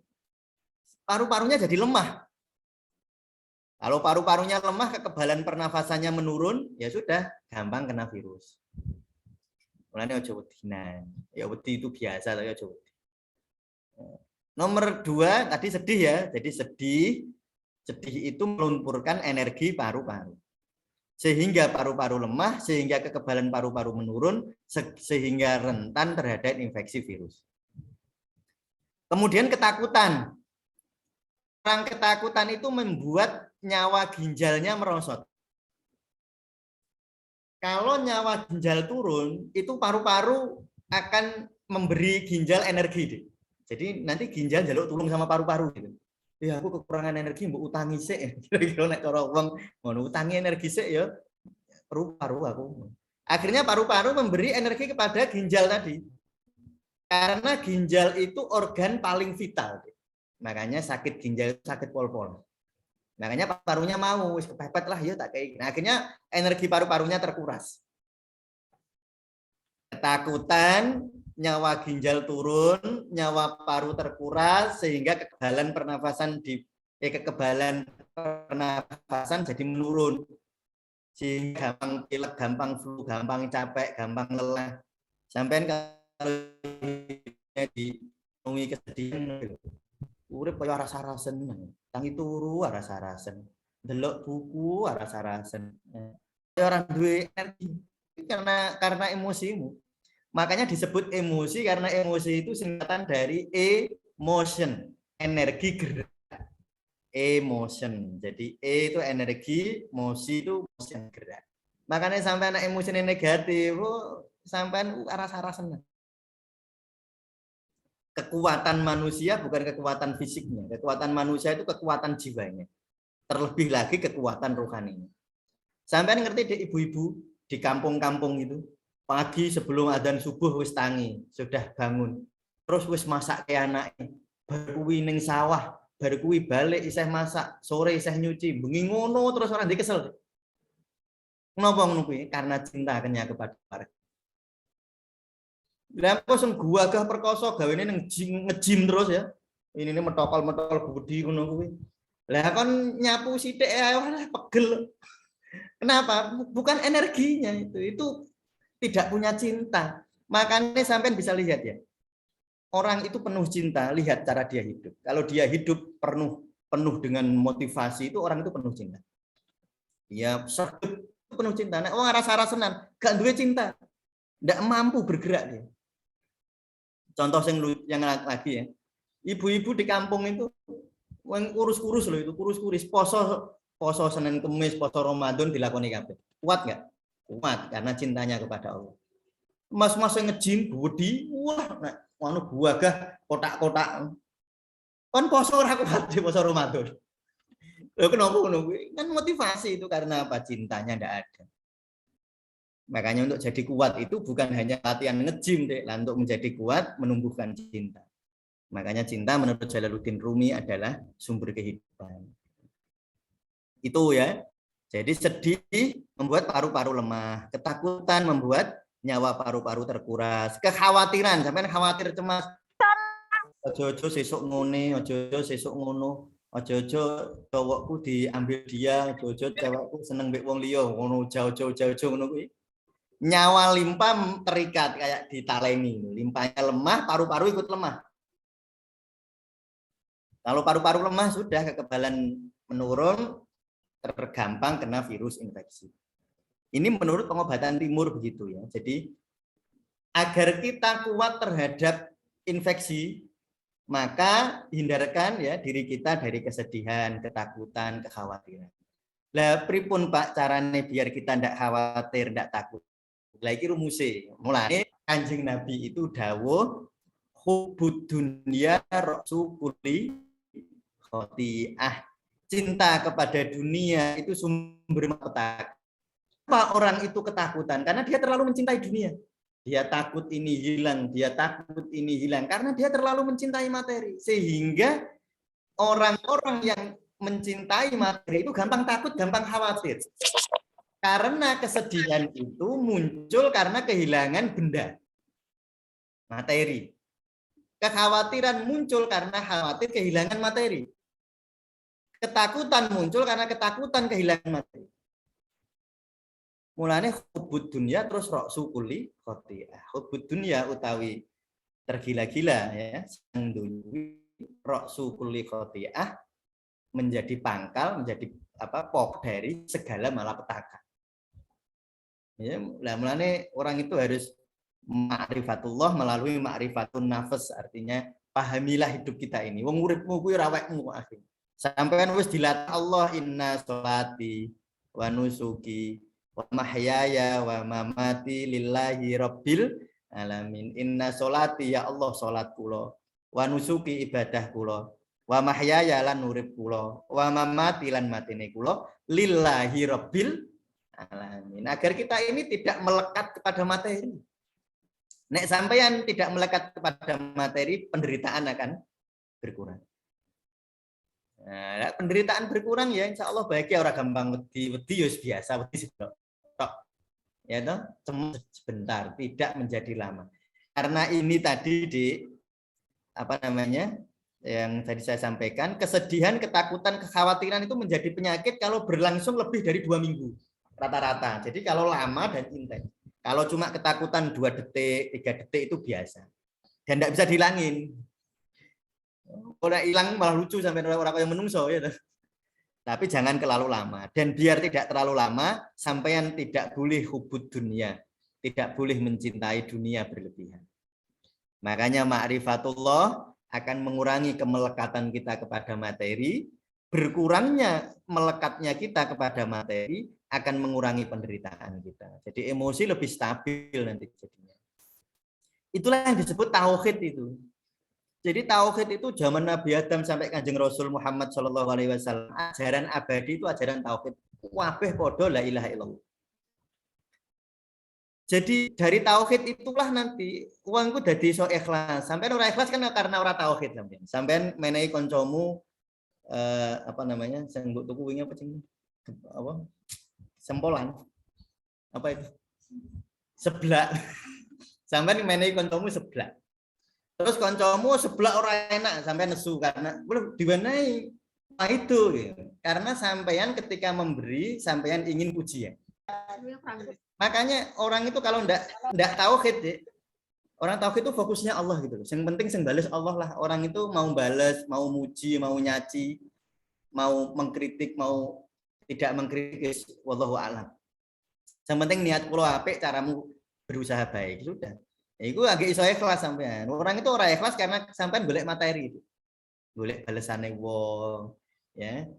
Sampean kok apa seneng mbek cewek terus nukokke calon maratuwa sarung, bareng ngono ditolak. Wah, asem kok sarung ditolak. Waduh lah iku asem karena ora ikhlas. Karena sampean karepe dadi mantune. Lah ngono kuwi lho dadi ora ikhlas. Jadi ketidakikhlasan itu karena tidak bertauhid. Makanya bertauhidlah dalam kata ya la ilaha illallah afdhalul dzikri fa'lam annahu la ilaha illallah. Dalam kata dalam rasa. Bertauhid dalam rasa itu perasaanmu tidak boleh diganggu oleh apapun. Kesedihanmu tidak usah diganggu sama kata-kata orang. Kesedihanmu ada dalam rasa, kamu selalu merasa nyaman. Karena nyamannya bukan karena saya sering ditanya, husnudon itu saya Pak. Ya husnudon sampai kadang-kadang. Sing husnudon itu sering keliru kita. Husnudon kuwi sing paling penting husnudon sama Allah. Nek sama manusia lihat konteksnya. Engko bojomu misalnya balik ke rumah parfumnya beda. Kaya parfume wong wedok, sampean husnudon. Berarti nek ambek menungso iku husnudon kuwi lihat konteks. Ya perlu husnudon kadang-kadang suudon. Tapi nek ambek Allah kudu husnudon. Iki sing keliru. Jadi aku ndak mau kok suudon ndak mau suudon sama dia aja ngono. Nek perlu nek sampe dadi intel polisi ya kudu suudon. Nah sampean kok misalnya ngene, gajine bojomu misalnya 1 miliar misalnya sebulan. Dikeke sampean kok 50 juta tok. Sampean suudon ndak kira-kira? Mosok ora suudon ngono, sampean malah keliru nek ora suudon. Jadi maksudnya husnudon itu husnudon sama Allah. Nek sama manusia itu ya kadang-kadang suudon, kadang-kadang husnudon ngono wae. Wong menungso iku iso salah iso bener, nek Allah selalu bener deh. Makanya kudu husnudon kalau sama Allah. Ini tauhid ya. Walaupun ini adik-adik masih muda ya, usianya 17 tahun ini kira-kira ya. Ya ini masih 17-an, Dek. 17, sweet 17. Ya, masih segitu ya. Nganulah berlatih tauhid ya. Karena tauhid itu ada kunci kebahagiaan. Orang itu enggak bahagia mesti gak tauhid, mesti gak orang. Jadi orang itu kalau merasa aku wis ngibadah, wis poso Senin Kamis sudah begini kok hidup saya menderita terus ya Pak. Kowe ku ngibadahmu nang syariat tetapi orang hakikat, orang makrifat. Mesti jadi menderita sampai. Nah ini contoh lagi ya. Jadi orang kalau egois deh, lah ini hati ya. Egois itu langsung mempengaruhi jantung. Jadi hati-hati nek sampeyan egoisan. Jadi egois langsung mempengaruhi jantung secara langsung ya. Di samping itu egois juga mempengaruhi ginjal. Jadi tadi orang kalau egois jadi gampang takut. Kenapa saya kok takut ngadep mertua saya tadi? Karena saya punya ego, saya harus diterima jadi mantunya kan. Sehingga saya takut. Jadi ketakutan itu karena saya ada ego. Harap nembung bojoku dhisik itu. Walaupun saya yakin diterima deh. Yakin, cuma ya saya sedih ya. Karena bapak itu orangnya gede dhuwur polisi. Ini Mbak Ana sama Anu kan tahu bapak. Egois, jadi takut ya mempengaruhi ginjal. Terus marah mempengaruhi. Kenapa kita marah? Karena kita merasa milik kita direbutkan gitu. Padahal saat ini gue tidak sampai. Ya karena egois kan. Jadi orang marah itu karena egomu, merasa itu milikmu. Tapi ojo dilangi loh ya ego. Wah, milik orang lain, kok bojomu kayak ke omahmu kayak ke bayaran ngekos kayak ke gunung pesantren kayak ke payah ya. Tapi harus dosisnya tepat. Terus bingung itu juga karena ego. Orang kalau teguh pendirian Allah itu insya Allah gak gampang. Jadi egois itu mempengaruhi ginjal, mempengaruhi liver, mempengaruhi limpa, mempengaruhi paru. Makanya egois itu bisa sangat bahaya. Makanya tetap tradisi sholat ini. Nah sholat itu insya Allah meredakan ego. Ono ego ini tapi tidak berlebihan. Karena neng sholat diajari inna sholati wa nusuki wa mahyaya wa mamati lillahi rabbil alamin. Itu ya.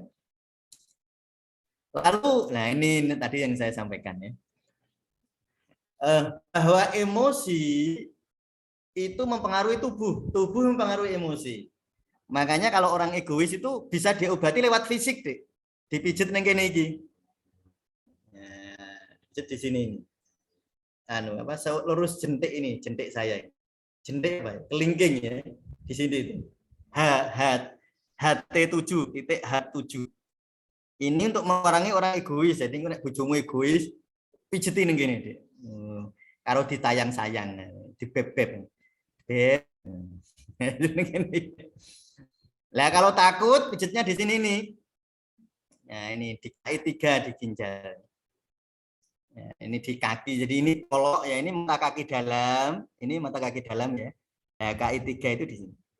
Nanti mungkin yang tertarik gambar ini bisa minta Mbak Taurina nanti ya ke panitia karena sudah saya kirim gambar ini. Ya.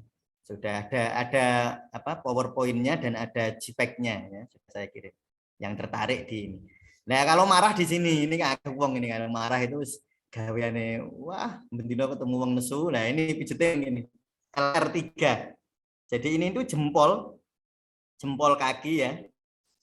Ini bukan jempol tangan nih, jempol kaki ini.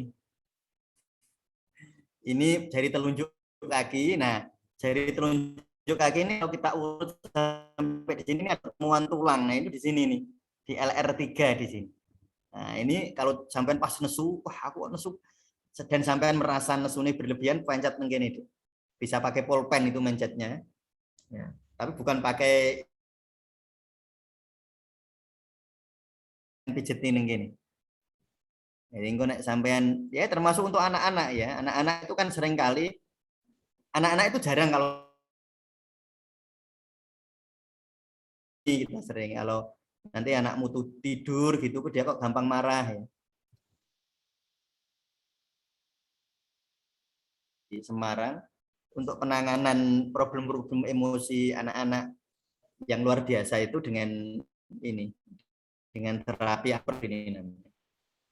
Kenapa? Karena tubuh mempengaruhi emosi mempengaruhi tubuh. Sehingga problem emosi bisa diobati melalui tubuh, problem tubuh bisa diobati melalui emosi. Jadi sampean mengobati orang diabetes bisa mengobati lewat emosinya. Jenengan mengobati orang marah bisa diobati lewat tubuhnya. Paling apik pripun Pak loro-loro nih. Ya psikoterapinya, ya fisiknya. Nah, makanya jadi terapi sufi ilmunya lengkap deh, biar senjatanya banyak. Ya, yo duwe herbal, ilmu herbal punya, ilmu apresur punya, ilmu psikoterapinya punya, ilmu sehingga sampean menghadapi punya nanti pijetnya yo akeh, ono refleksi, ono akupresur, ada bekam juga. Sehingga bisa menerapi orang dengan berbagai macam modalitas. Sehingga Allah urung ngasilke ya, Allah belum berkehendak berhasil dengan cara ini. Cara ini belum, cara ini. Wah, harus banyak senjata. Nek senjatamu sisi tok, misalnya senjatamu mau bekam tok ngono, terus terus bekam ora iso, nah, akhirnya sampean bingung. Makanya harus punya modalitas yang banyak. Nah, ini juga ya, jadi ada 5 emosi di Kalimantan Timur ya, Dek ya. Egois, takut, marah, dan ini sedih. Nah, kalau sedih di sini ini jempol, ya ini jempol tangan, ya ini tangan, ini jari telunjuk. Nah, di sini ini 1,5 cun. 1,5 cun itu 1 jempol di sini. Ini apa namanya? 2 jari ini. 1,5 cun dari situ ya, dipencet. Mencetnya ini paling bagus 3 menit. Aja mau 3 detik. Nek 3 detik itu efeknya kurang. Jadi 5 detik ditekan, lepas. Terus tekan lagi 5 detik, lepas sampai 3 menit. Semuanya tadi begitu. Ya, di apa namanya? Di egois tadi di H7 ya. Di kidney 3, di ginjal 3, di liver ya. Nah, dan cemas ya, cemas di sini di SP ini mata kaki dalam naik sedikit 4 jari ke sini. Ini SP. Ini untuk mengobati kecemasan. Ini tidak ada hubungan, ini kemarin saya ngetik ketambahan aja ya. Ini sebenarnya lanjutan dari tadi ya. Saya sedang menulis psikologi kolbu tadi. Bagaimana hubungan roh ini tidak ada hubungan dengan tema kita. Baik, Mbak Taurina, terima kasih Mbak Moderator. Mari kita, kalau ada diskusi silahkan, saya tunggu ya. Terima kasih. Baik, luar biasa sekali ya teman-teman materi kita pada pagi hari ini. Ternyata banyak sekali korelasi antara agama dan kesehatan yang mungkin kita belum sadari sendiri ya. Nah, untuk lebih jauhnya lagi, silahkan bagi teman-teman yang ingin bertanya, monggo dipersilahkan. Bisa di kolom komentar atau langsung raise hand dan open mic. Terima kasih.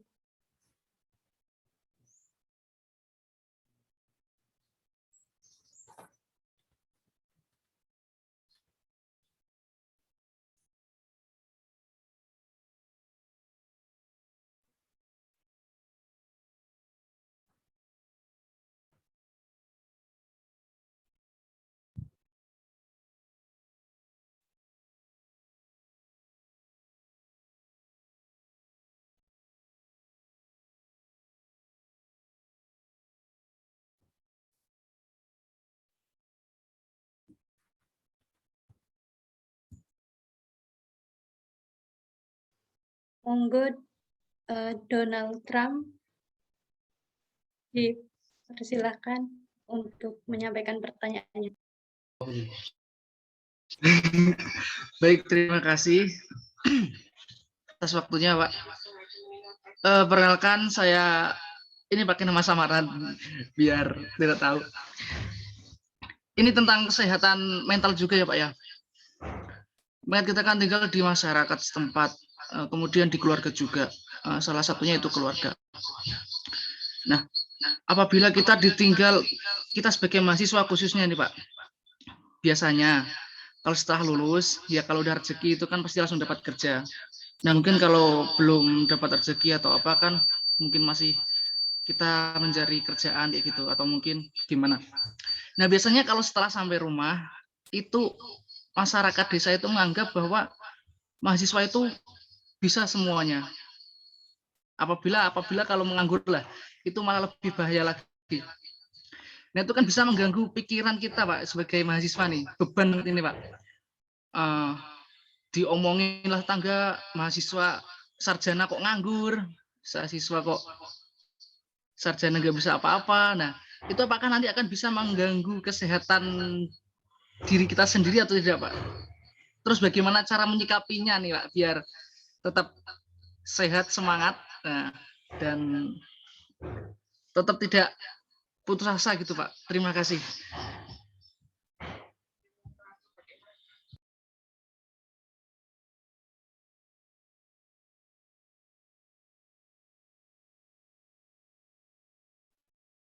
monggo lagi ada langsung apa gimana ini?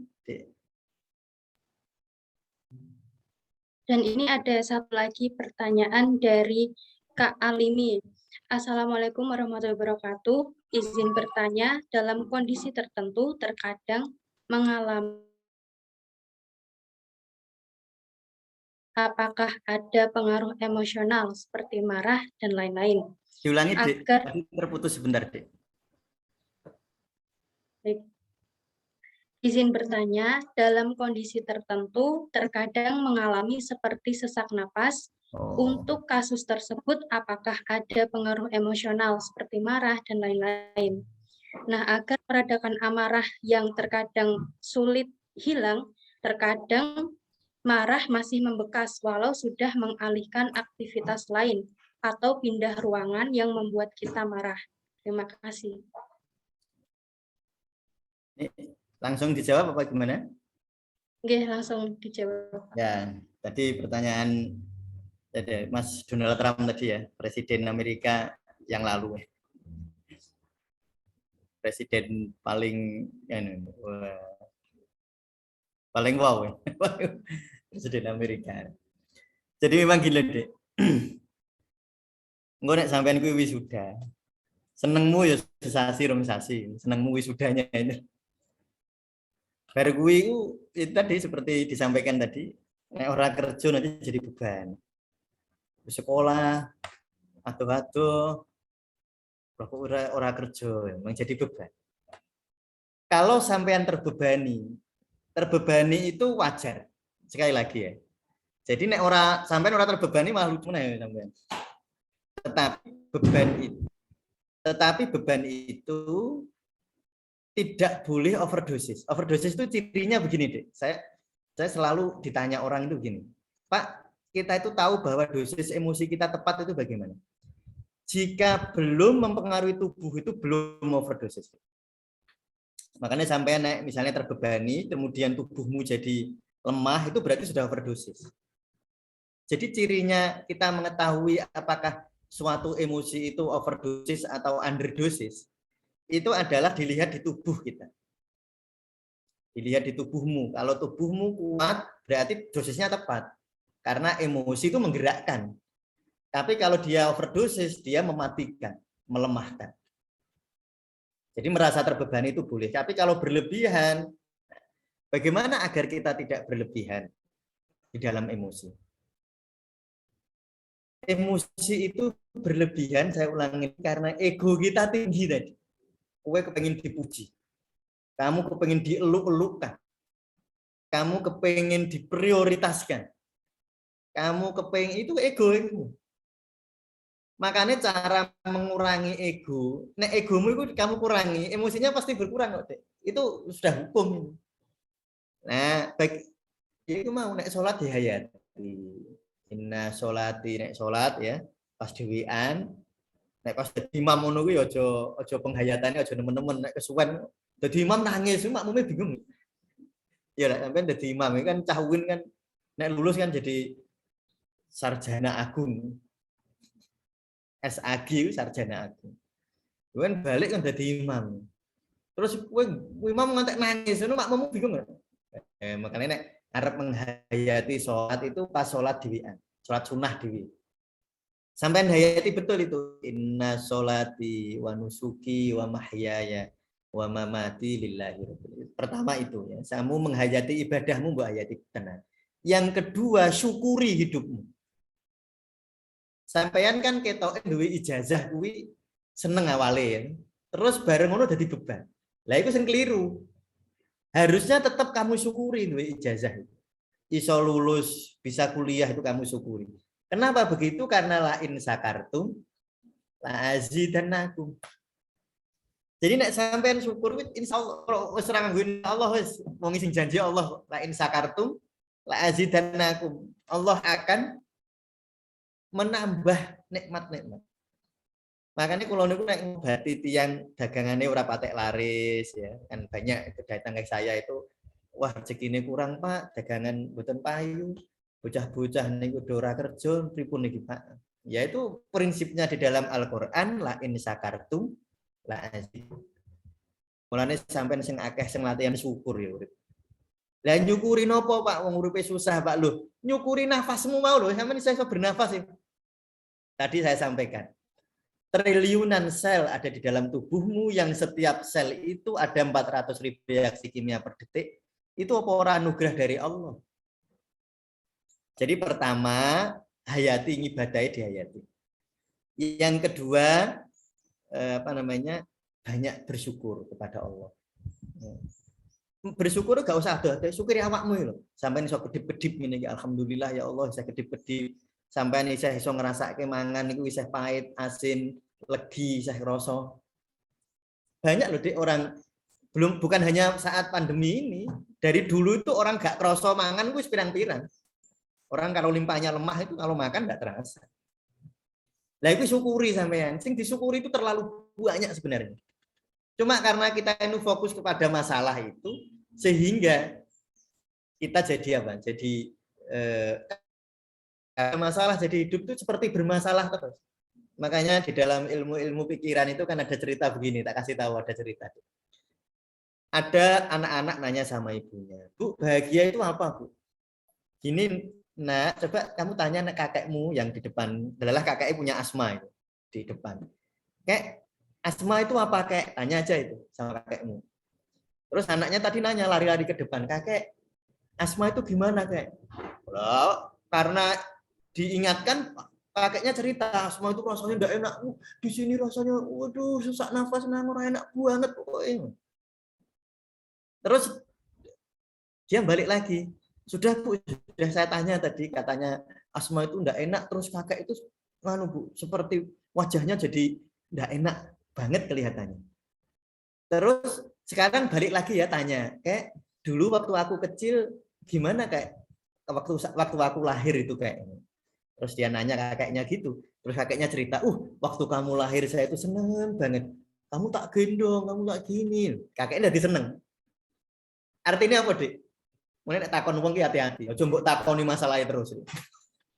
Sampeyan roh ibumu balik. Aja mbok takoni Bu, piye Bu? Duit ora Bu? Aja ngono. Guyon, ngejak guyon. Karena pertanyaanmu nanti membuat dia fokus kepada pertanyaan. Nek pertanyaanmu mengingatkan dia hal yang negatif, nanti dia jadi negatif.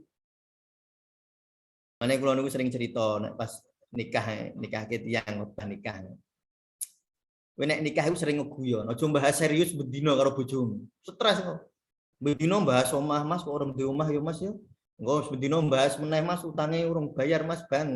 Ngono ora usah mbok cari bendino tak mbok bahas terus. Mane jare Kanjeng Nabi nikah iku sing akeh guyone. Sama istrimu, suamimu iku guyon sing akeh.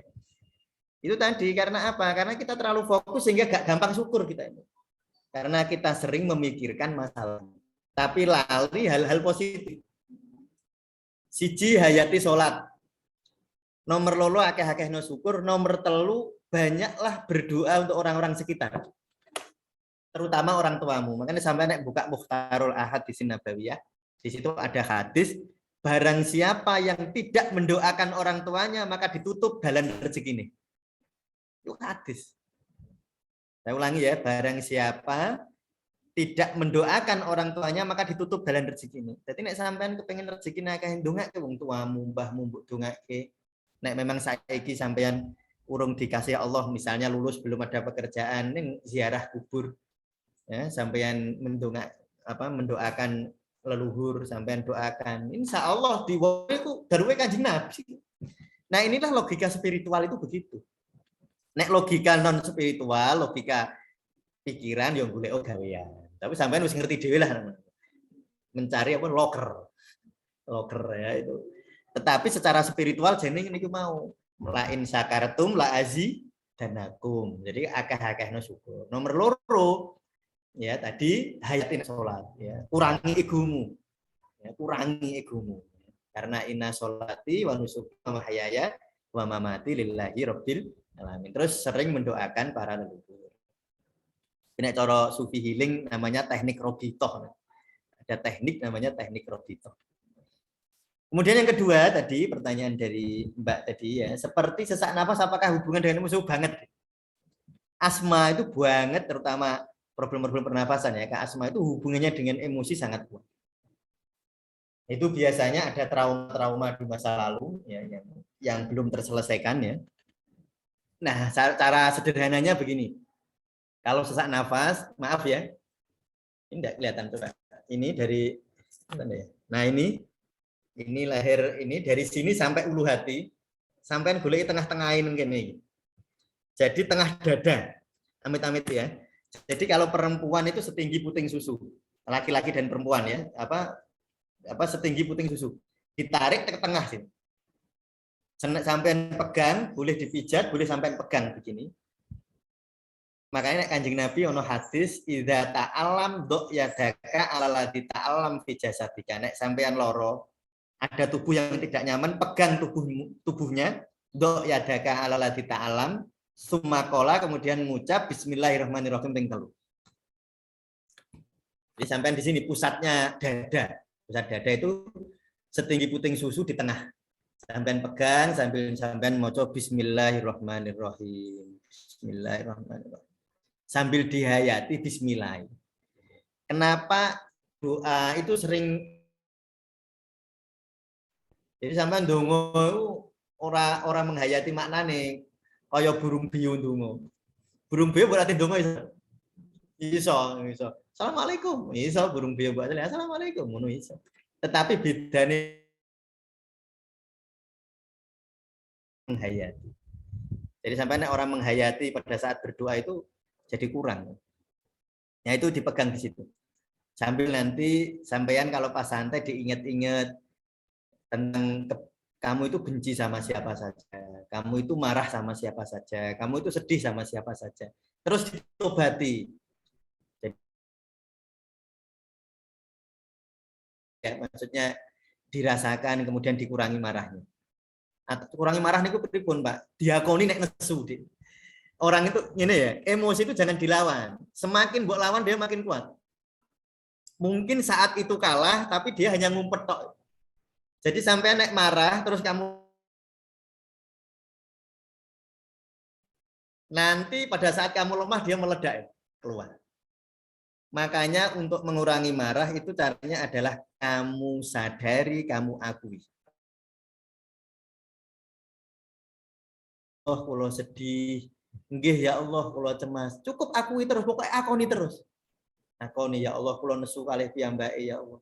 Kalau marah sama dia, saya dendam sama dia ya Allah. Jangan mbok tolak. Kalau kamu tolak nanti ada perlawanan. Misalnya saya nesu sama si fulan. Berarti saya ada konflik saya dengan si fulan. Terus saya menolaknya. Saya tidak kepengin tidak marah. Berarti saya konflik dengan diri saya sendiri, berarti konfliknya loro.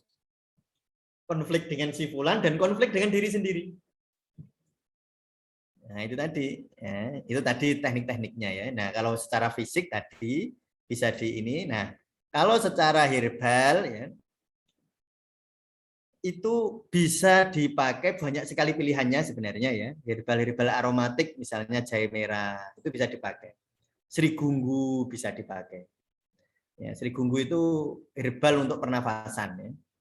Jadi bisa pakai jahe merah, bisa pakai serigunggu, bisa pakai apa namanya daun pandan. Daun pandan itu dia fungsinya untuk emosi, ya mengurangi emosi itu daun pandan. Ada banyak sekali herbal yang sebenarnya bisa dipilih ya. Jadi penanganan sekali lagi penanganan terhadap problem-problem fisik bisa melalui emosi, bisa melalui pengobatan fisiknya. Pengobat problem-problem fisik bisa diobati lewat emosi, problem-problem emosi bisa diobati lewat fisik. Ya, makanya baiknya dua-duanya. Secara fisik ya diterapi, secara emosi ya diterapi. Ya, saya kira itu. Terima kasih.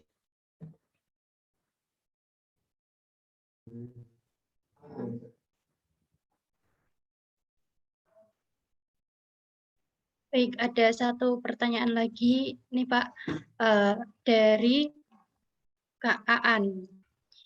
Bagaimana cara kita menebus kesalahan kepada seseorang itu?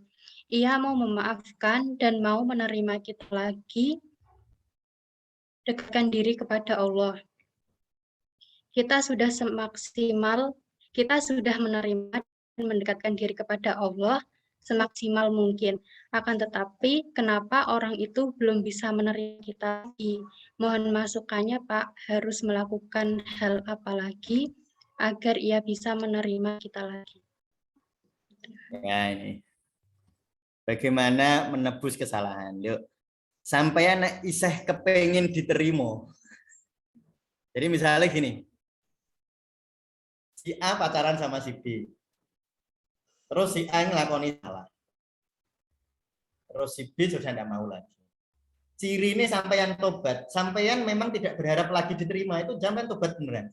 Tapi nek sampeyan mengakoni salah ben gelem balik itu aslinya sampeyan egois ya. Sampeyan aslinya bisa egois, kepengin balik. Jadi aslinya sampeyan ora ikhlas. Sampeyan ngakoni salah itu bukan karena kamu mengaku salah, tetapi karena kamu pengen balik. Berarti tobatmu palsu. Makanya ciri ini wong tobat deh. Ciri ini wong tobat ya, orang tobat itu satu dia mengakui kesalahan, yang kedua dia bersedia dihukum. Itu wong tobat tenan. Jadi nek mau dihukum artinya itu ini tobat, ngakoni salah ben ora dihukum, itu jenenge ora tobat. Saya ulangi lagi ya. Jadi wong ngakoni salah biar dimaafkan itu sebenarnya belum ngakoni salah. Sebab dia ngakoni salah biar dimaafkan. Dia tidak mengakui salah karena lunturnya ego, dia ngakoni salah karena egonya. Mulane wong ki nek tobat. Misalnya saya marah saya salah sama istri saya. Kemudian aku dimarahin yo ikhlas memang aku salah. Jadi nek salah kuwi kok mau dihukum berarti dia orang ngaku salah. Misalnya saya salah sama istri saya ya. Kemudian Bun ya Bun mau nyepuro, ayah sudah keterlaluan, misalnya gini-gini, saya harus menerima dia. Itu artinya saya tobat tenanan deh. Tapi nek aku kepengen di sepuro, itu aslinya tobatmu palsu. Karena sebenarnya tobatku ngakoni salah tanpa embel-embel. Orang kepengen ngene, dari sampean putus mbek pacarmu, ben balik meneh terus sampean ngakoni salah, iku sakjane sampean ngakui salah ben balik itu. Berarti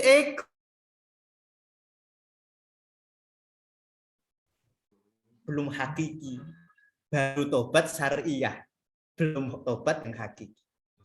Jadi wong tobat kuwi cirinya dia ngakoni salah dan bersedia dengan semua resikonya. Ora wong tobat niku ya Allah, kula ngakoni salah ya Allah. Nek kula kepengin jenengan nyepuro kula, tetapi wong kula salah nih, kula manut resikonya kula manut. Iku jenenge wong tobat tenan. Jadi orang tobat itu mengakui kesalahan dan bersedia menanggung resikonya. Tapi uniknya nek sampean ngono, sampean jadi relax, auramu positif, malahan kembali. Malah positif. Kenapa sih?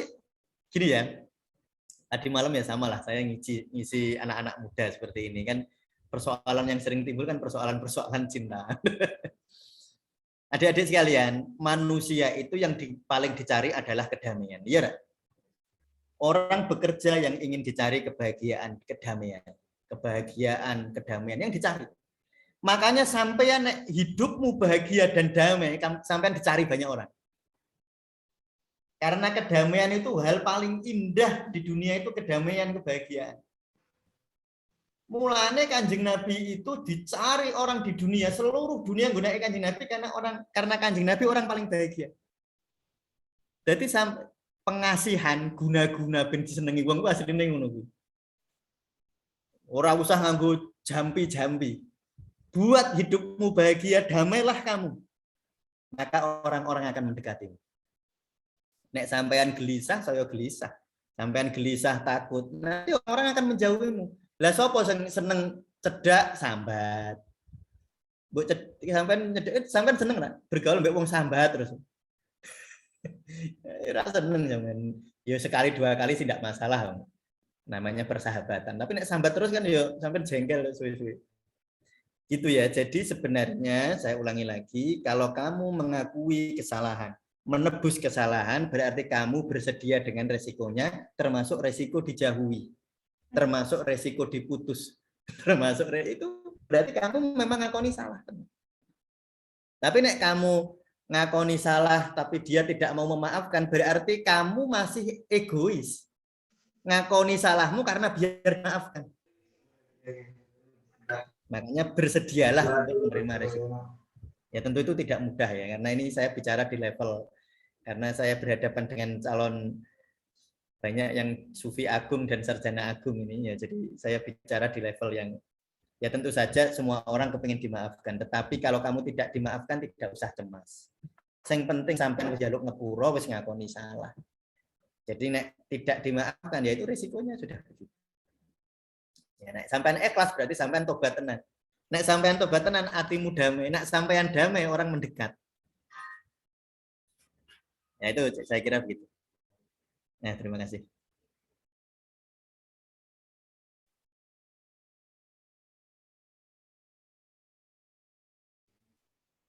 Baik, terima kasih kepada Bapak Mustamir dan teman-teman yang sudah bertanya.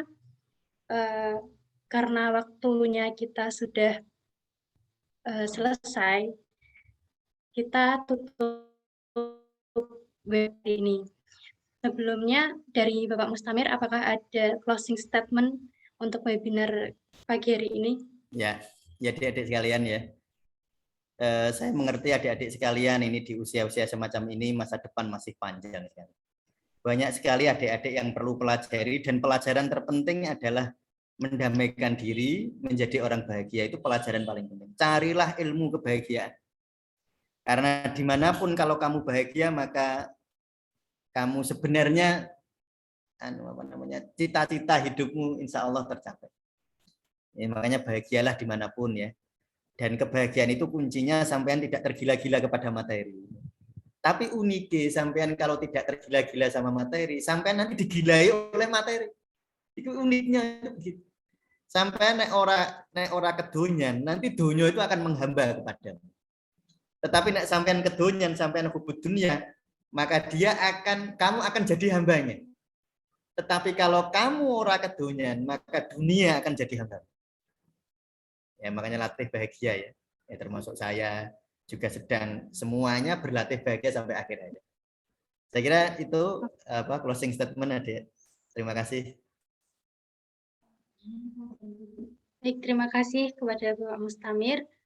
Sebelumnya kita foto bersama terlebih dahulu ya. Mohon untuk teman-teman semua bisa on kamera untuk dokumentasi kita bersama. Oke, kita mulai ya. 1, 2, 3.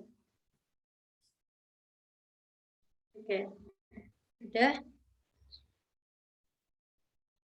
Baik, mohon maaf jika saya dalam membawakan memandu webinar pada pagi hari ini banyak kesalahan. Saya mohon maaf dan kami dari kelompok 69 KKN RDR 77 UIN Wali Songo Semarang mengucapkan banyak terima kasih kepada teman-teman yang telah menyimak webinar pada hari ini. Kita mendapatkan manfaat dari webinar kita pada pagi hari ini. Amin. Kita tutup webinar kita pada pagi hari ini dengan bacaan hamdalah bersama-sama. Alhamdulillahirabbil alamin. Kenali dirimu untuk mengenal Tuhanmu. Wallahul muwaffiq ila aqwamit thoriq. Wassalamualaikum warahmatullahi wabarakatuh. Waalaikumsalam warahmatullahi wabarakatuh. Masih Adik ya, saya izin live ya Adik. Ya, matur suwun Pak Mustamir. Ya, sami-sami.